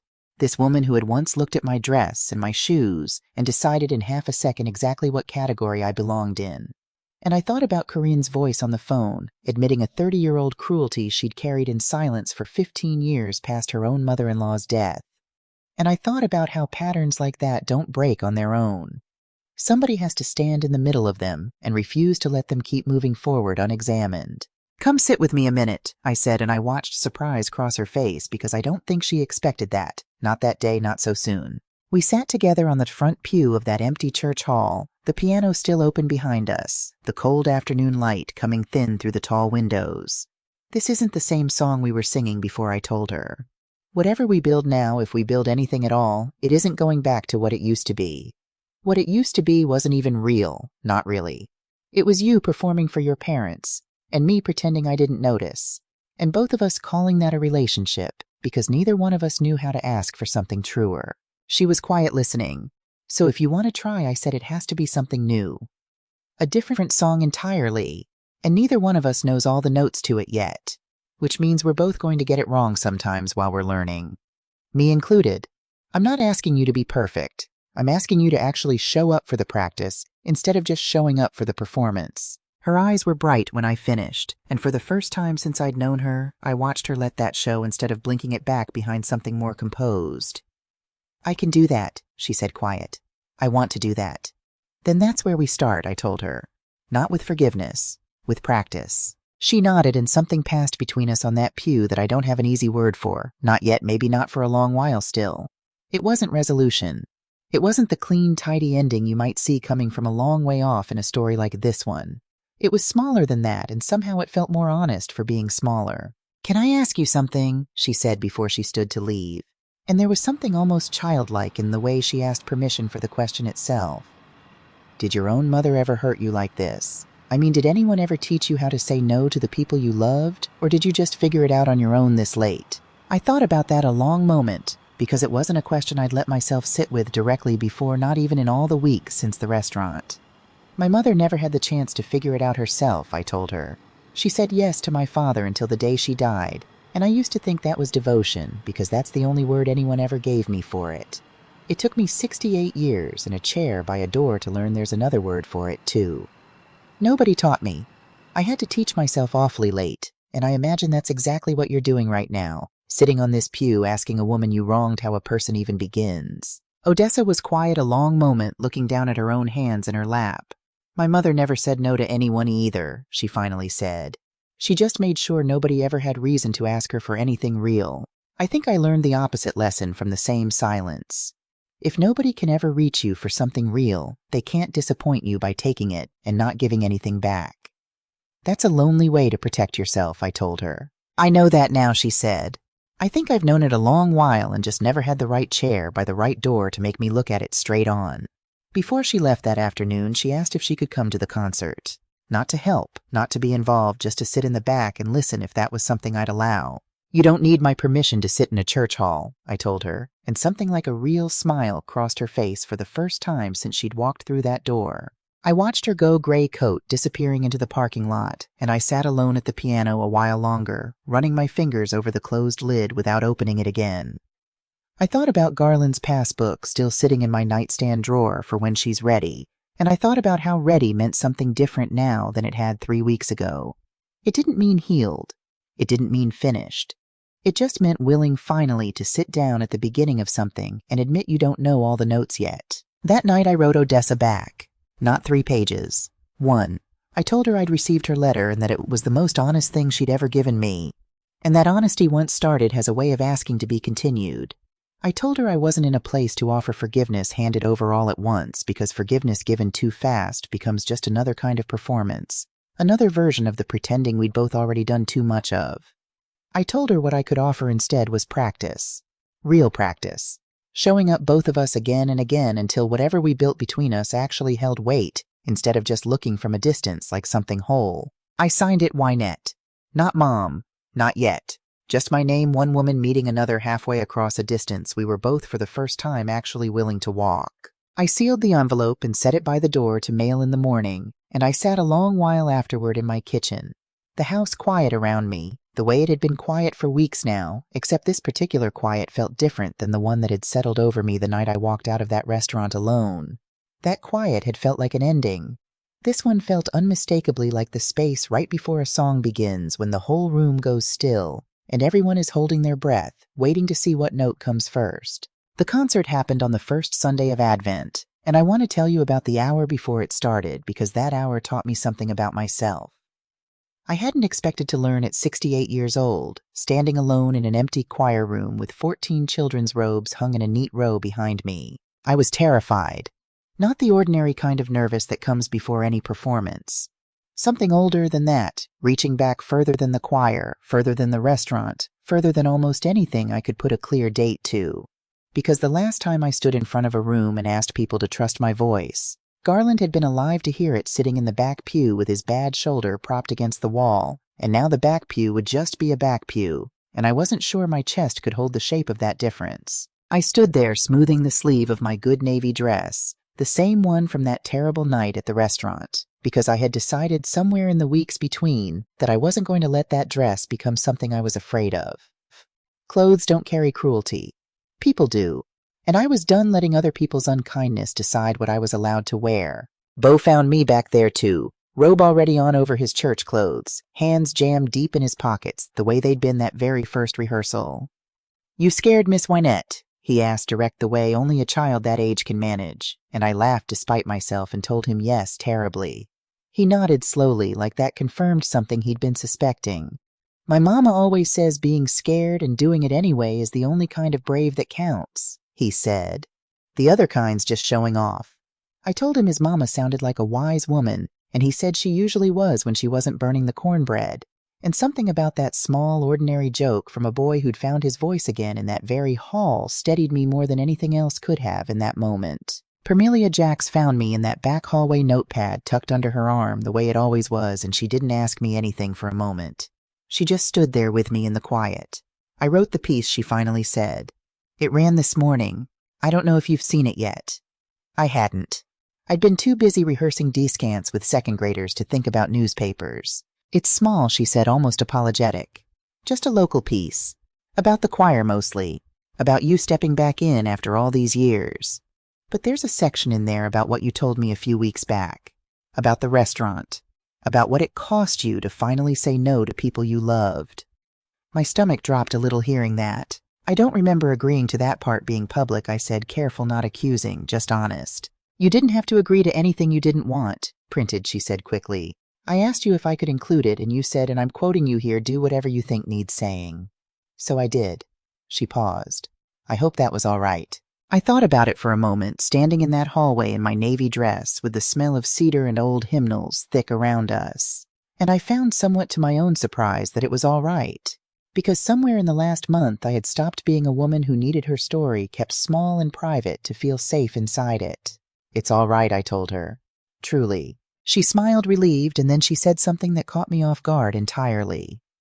The woman who runs the senior center over on Palmetto Street called the paper this morning, she said. Wants to know if you'd come speak to some of the folks there. Not about music, about the other part. About knowing when to say no to your own children even when it terrifies you. I didn't answer right away because that request sat in a different part of my chest than anything else that had happened these past weeks. Singing, I understood. Singing had always been mine to give. But standing in a room full of strangers my own age, telling them about the worst night of my life, so they might find some use in it, that felt like something else entirely. I'll think about it, I told Parmelia, and she nodded like she already knew that was the only honest answer I had in me that day. The concert itself went better than I let myself hope for. 14 children singing about a small light carried through a dark season, voices cracking here and there. One boy coming in a full measure, early on the second verse, and recovering with a kind of scrappy determination that made half the room smile through their own tears. It was the tall boy from the back row, the one who'd stood there with his arms crossed the first week, and when his voice cracked, he didn't stop, he just pushed through it louder, and something about that small act of courage undid me more than anything else in that whole service. Odalise had the smallest solo line in the whole piece, 4 bars near the end. And I watched her step forward from the second row with her chin trembling, the same little girl who'd sung so quietly that first rehearsal I'd had to kneel down just to hear her at all. She opened her mouth and the note came out clear and true and loud enough to reach the very back pew, and I saw her own mother's hand fly up to cover her mouth in the third row, and I had to look down at the piano keys for a moment myself, blinking hard because some things a person simply cannot watch, dry-eyed, not even a woman who thought she'd finished crying for one season of her life. I stood at the piano and watched Odessa in the back row gray coat again, hands folded in her lap, and I watched her watch Roscoe beside her, and I watched the two of them for one unguarded moment reach for each other's hands without either of them seeming to notice they'd done it. Beau's mother found me afterward near the folding table where the church ladies had set out coffee and sheet cake, and she didn't say much at first, just stood there twisting a paper napkin in her hands like she was working up to something. Then she said he's been humming that song around the house all week. First time he's hummed anything since his daddy left. I told her I hadn't done anything except leave the door open and let him decide when he was ready to walk through it, and she shook her head and said that was exactly the thing nobody had managed to do for him in over a year, herself included. And thank you didn't feel like a big enough thing to say, but it was all she had. I told her it was plenty. I meant it. Because that is the thing about healing, I think. It rarely announces itself. It just shows up quietly in the corner of a room while you're busy doing something else entirely, and if you're not paying attention, you miss the exact second it happened. I called Dovey the night before that first talk, sitting on the edge of my bed with my notes scattered across the quilt, and I told her plainly that I didn't know if I could do it, stand up in front of strangers my own age and hand them the worst night of my life, like it was something useful instead of something shameful. Dovey was quiet a moment before she answered, which for Dovey is saying something. "You've been standing in front of rooms full of nervous people, your whole working life," she finally said, "getting them to open their mouths and mean it. Isn't that what you told me? This isn't any different when you're just the one who has to open her mouth this time." "That's different," I told her. "That's a lot different." "Is it?" she said. "Or are you just more scared because this time it's your own voice cracking, not somebody else's?" I didn't have an answer for that one, and she knew it, and she let the silence sit there a while before she told me gently that whatever I decided in the morning would be the right decision, because I'd already survived the actual hard part, sitting alone at a table by a door, and everything after that was just telling people about weather I'd already walked through. I did end up going to the senior center, twice and then 3 times, and by the 4th visit I had stopped needing my notes at all, because the story had become something I could simply tell plainly, the way you tell the truth, once you've stopped being afraid of what it cost you to say it out loud. I stood in a carpeted community room that smelled faintly of coffee and hand lotion in front of maybe 30 folding chairs, and I watched women my own age nod along in a way that told me they already knew this story before I ever opened my mouth, just hadn't had the words for it yet, or hadn't had permission. That first talk, I nearly lost my nerve halfway through, standing at a little podium somebody had wheeled in from a Sunday school room, my index cards trembling slightly in my hand even though the room was warm. I got to the part about the chair by the door, and I looked out at all those faces, women in cardigans with their pocketbooks in their laps, and for one terrible second, I thought I might not be able to finish the sentence. Then, a woman in the second row, gray hair set in the kind of careful curls my own mother used to wear to church, said out loud, not unkindly, "Go on, honey, we're not going anywhere." And something about the plainness of that, the way she said it like she was simply passing me a cup of coffee, steadied my hand enough to keep going. One woman, small and sharp-eyed, stayed after the 3rd talk and told me her daughter had been asking to be added to her house deed for over a year, and she'd been too afraid to say no because she didn't want to seem ungrateful for the visits. I don't know that I gave her an answer that day. I don't know that there was one single answer to give. But I told her what I'd learned, which was that gratitude and self-preservation are not opposites, no matter how many people benefit from convincing you they are. Another woman at the 4th talk waited until the room had mostly cleared before she came up and simply took both my hands in hers and held them for a moment without saying anything at all. Then she said thank you for saying it out loud, because I've been carrying the same thing for 11 years, and I thought I was the only one foolish enough to let it happen. I told her foolish was never the right word for it. Loving was. And loving too generously is not the same failure as being foolish, even if it can leave you standing in the same kind of wreckage. There was a man, too, at that same 4th talk, sitting near the back with his cap in his lap the whole hour, who didn't say a word during the question time, but caught me afterward by the coffee urn. He told me, gruff-looking, mostly at his own shoes, that his late wife had done exactly what I was describing for their son and daughter-in-law for nearly a decade, and that he'd never once stepped in to say a word about it, because he'd told himself it wasn't his place to interfere in how she chose to be generous. "I wonder now if silence was its own kind of failing," he said, "if I let her disappear a little at a time and called it respecting her choices." I told him I didn't think there was an easy answer to that, but that noticing it now out loud in a room full of strangers was its own kind of honoring her late as it came. He nodded slowly, put his cap back on, and thanked me before he left. And I thought about him for days afterward, a man carrying a grief I hadn't expected to find sitting quietly in a room full of women. By the 5th talk, the folding chairs had run out, and 2 of the staff had to bring more from a supply closet down the hall. And I stood at the front of that crowded little room and understood plainly that Permelia Jax's small local piece had done something I never could have predicted when I first opened my front door to her with flour on my hands. I want to tell you something about what those talks gave back to me, because it wasn't only the women in those folding chairs who were doing the receiving. Standing up there each week saying the same true things out loud to a slightly different room. I felt the story settle into a shape I could finally hold without it cutting my hands. It stopped being only a wound and started being something closer to a tool, a thing I could pick up and hand to someone else who needed it. And there is a particular kind of healing in that transformation that nobody had ever described to me before I lived through it myself. Grief and shame both want to keep you small and quiet and alone with them. Saying a hard thing out loud again and again to rooms full of strangers who nod because they recognize it too does something those feelings can't survive for very long. It makes the thing communal instead of solitary. It takes the weight you've been carrying by yourself and lets other hands finally share the carrying of it. It was somewhere in the middle of all that, the choir, the talks, the slow, careful rebuilding with Roscoe and Odessa, that I finally opened the drawer where Garland's passbook had been sitting since the morning I found it, and I called the bank and I asked what I would need to do to close it out properly and use what was there. The woman on the phone read me the balance, and I sat very still at my kitchen table, hearing it out loud for the first time, instead of just reading it silently off a faded blue page. Enough, I thought. Enough for exactly what he meant it for. I had never driven the Blue Ridge Parkway. Garland and I used to talk about it every October for years, the leaves supposedly unlike anything else in the country, the whole ridge lit up gold and red and burnt orange for a few short weeks before winter came down over it. We always meant to go. There was always something more urgent instead. The boatyard, the bills, Roscoe's tuition.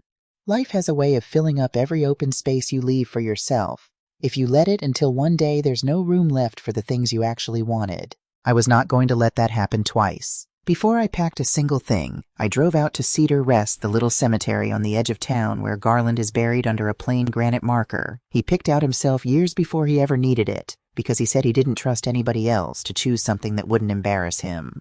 I brought no flowers that day, just myself, and a folding chair I kept in the trunk for exactly this purpose. And I sat there a long while in the cold with my coat pulled tight, telling him about all of it. The restaurant, the locks, the passbook. I told him I was finally going to take the trip and that I was going alone, and that I hoped that didn't hurt him to hear wherever he was. I don't believe sitting there that I heard anything back in any way another person could verify. I'm not going to pretend otherwise because I've never been the kind of woman who needed to invent a sign to feel comforted. But I will tell you that something in the cold December air settled around me while I sat there quiet and steady, the same way his hand used to settle on my shoulder without a word when I was working through something hard at the kitchen table, and I sat with that stillness until my feet had gone half numb in my shoes, and then I stood and folded my chair and told him I loved him and drove home to pack. I packed my bag on a quiet morning in early December, not long after the last of the senior center talks and the choir's final Advent rehearsal. The navy dress folded carefully at the bottom, not because I planned to wear it on the trip, but because some part of me wanted it along anyway, like a small private reminder of exactly how far I'd come since the last time I put it on. I knew the parkway wouldn't hold the same blaze of color that late in the season that most of the leaves would already be down, but I found standing in my closet, deciding what to bring, that I didn't much mind. Garland and I had never once talked about the exact week we'd go. We had only ever talked about going. I decided that was close enough to keep. I packed a framed photograph of Garland from our trip to Savannah years back, him laughing at something just out of frame, the light doing something extraordinary to the gray at his temples. I tucked it between two sweaters so it wouldn't crack in transit. The drive itself took me most of a week, winding slow through mountains, bare enough in places to show their bones, the last stubborn color clinging to the lower ridges where the cold hadn't fully settled in yet. And I want to tell you honestly that I cried more than once behind the wheel, not from sadness exactly. Something closer to the specific ache of finally arriving somewhere you spent years only imagining. I pulled off at overlooks and stood alone at the railing with the wind moving cold through valleys that still held enough gold and rust in their folds to take my breath, and I said his name out loud more than once into all that open air because there was nobody around to hear me do it, and because it felt each time like sending something up and out instead of holding it locked behind my teeth. On the second day, I stopped at an overlook with a little wooden sign describing the valley below, the kind of marker you'd walk right past if you weren't paying attention. And I stood there alone for the better part of an hour because something about the particular slope of the ridge reminded me so exactly of a photograph Garland kept taped inside his shipyard locker for 30 years. A mountain scene torn from some calendar long before I ever met him that I nearly convinced myself I was looking at the very place in it. I have no way of knowing if I was. It didn't matter. I stood there with the cold coming up through my coat and told him out loud that I'd finally found whatever it was he'd been keeping folded in that locker door all those years, and that it was every bit as fine as he must have imagined it would be. I called Dovey that same night from a little motel outside Boone, propped up against the headboard with the television off and the window cracked to let in the mountain cold. I told her about the overlook, about the locker photograph, about talking to a dead man in the middle of a state park, like it was the most natural thing in the world. She didn't laugh at me, which I half expected her to. She just said sounds like exactly the kind of conversation you two were always good at having, even when he was alive, and half the time not saying much back either. I asked her how everything looked from home, and she said Belhaven was still standing without me, though she personally thought the town looked a little duller with me gone, and I told her that was the nicest thing anybody had said to me in days, and we both laughed, and it felt good to laugh with someone who'd known me since before either of us had a single gray hair. I met Roxane Tillman at a small inn just outside Asheville. On my 4th night, both of us seated alone at the same long communal table because the dining room was too full to offer private seating that evening. She was maybe 70, silver hair, cropped close hands that looked like they'd spent a lifetime working something delicate, and it turned out they had. 40 years playing cello, she told me, first with a regional symphony, and later teaching private students out of her home in Charlotte. "You're traveling alone," she said, not a question, just an observation, the kind older women learn to make about each other without judgment attached. "I am," I told her. "My husband and I always meant to see this drive together. He passed 6 years ago." She nodded slowly, no false sympathy in it, just recognition. "My husband's been gone 11 years, she said.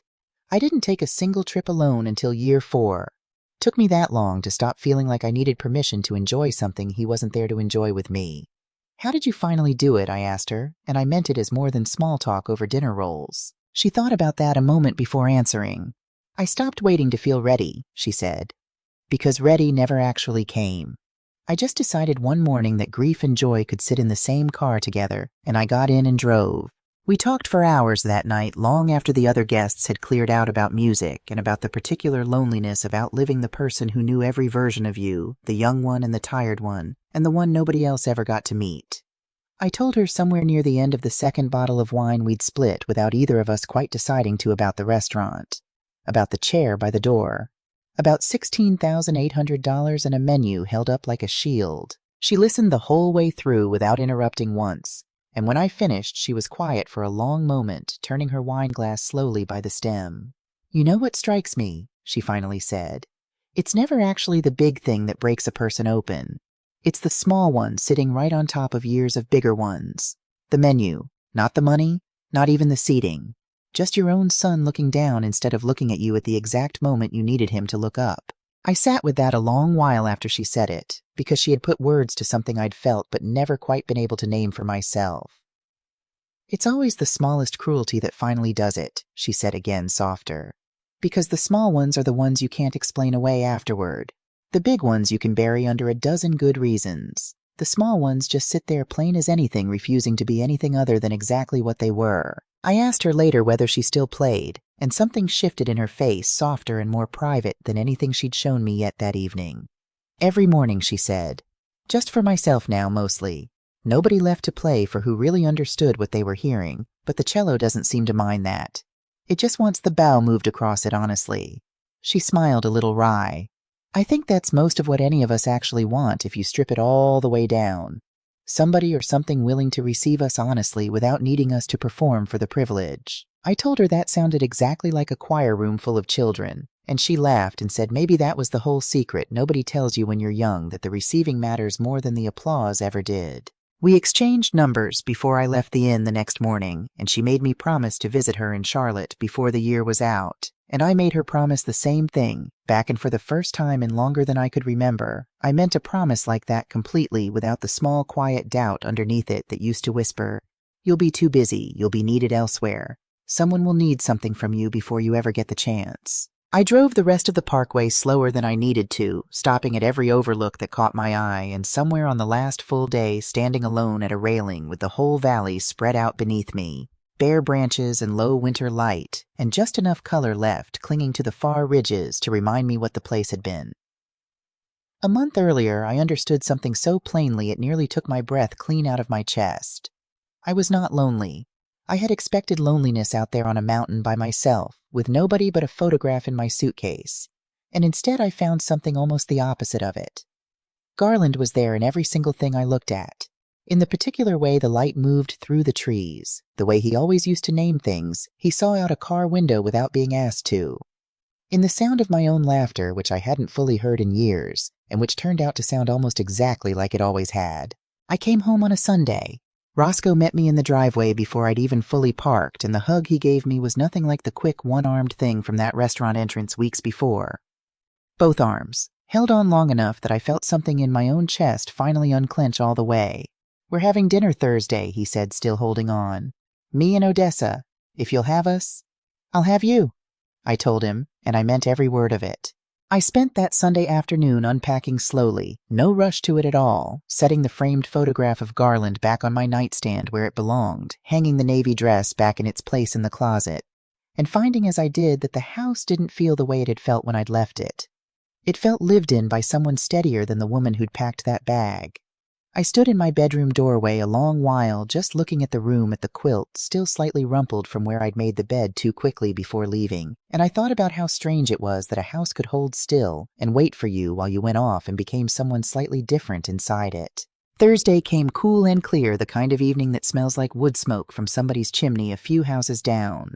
I made shrimp and grits, the recipe Garland used to request for every birthday he ever had, and I set the table with the good plates, my mother's plates. The same ones I'd used the night I tried so hard to win Odessa over 3 years before and failed without ever understanding exactly why.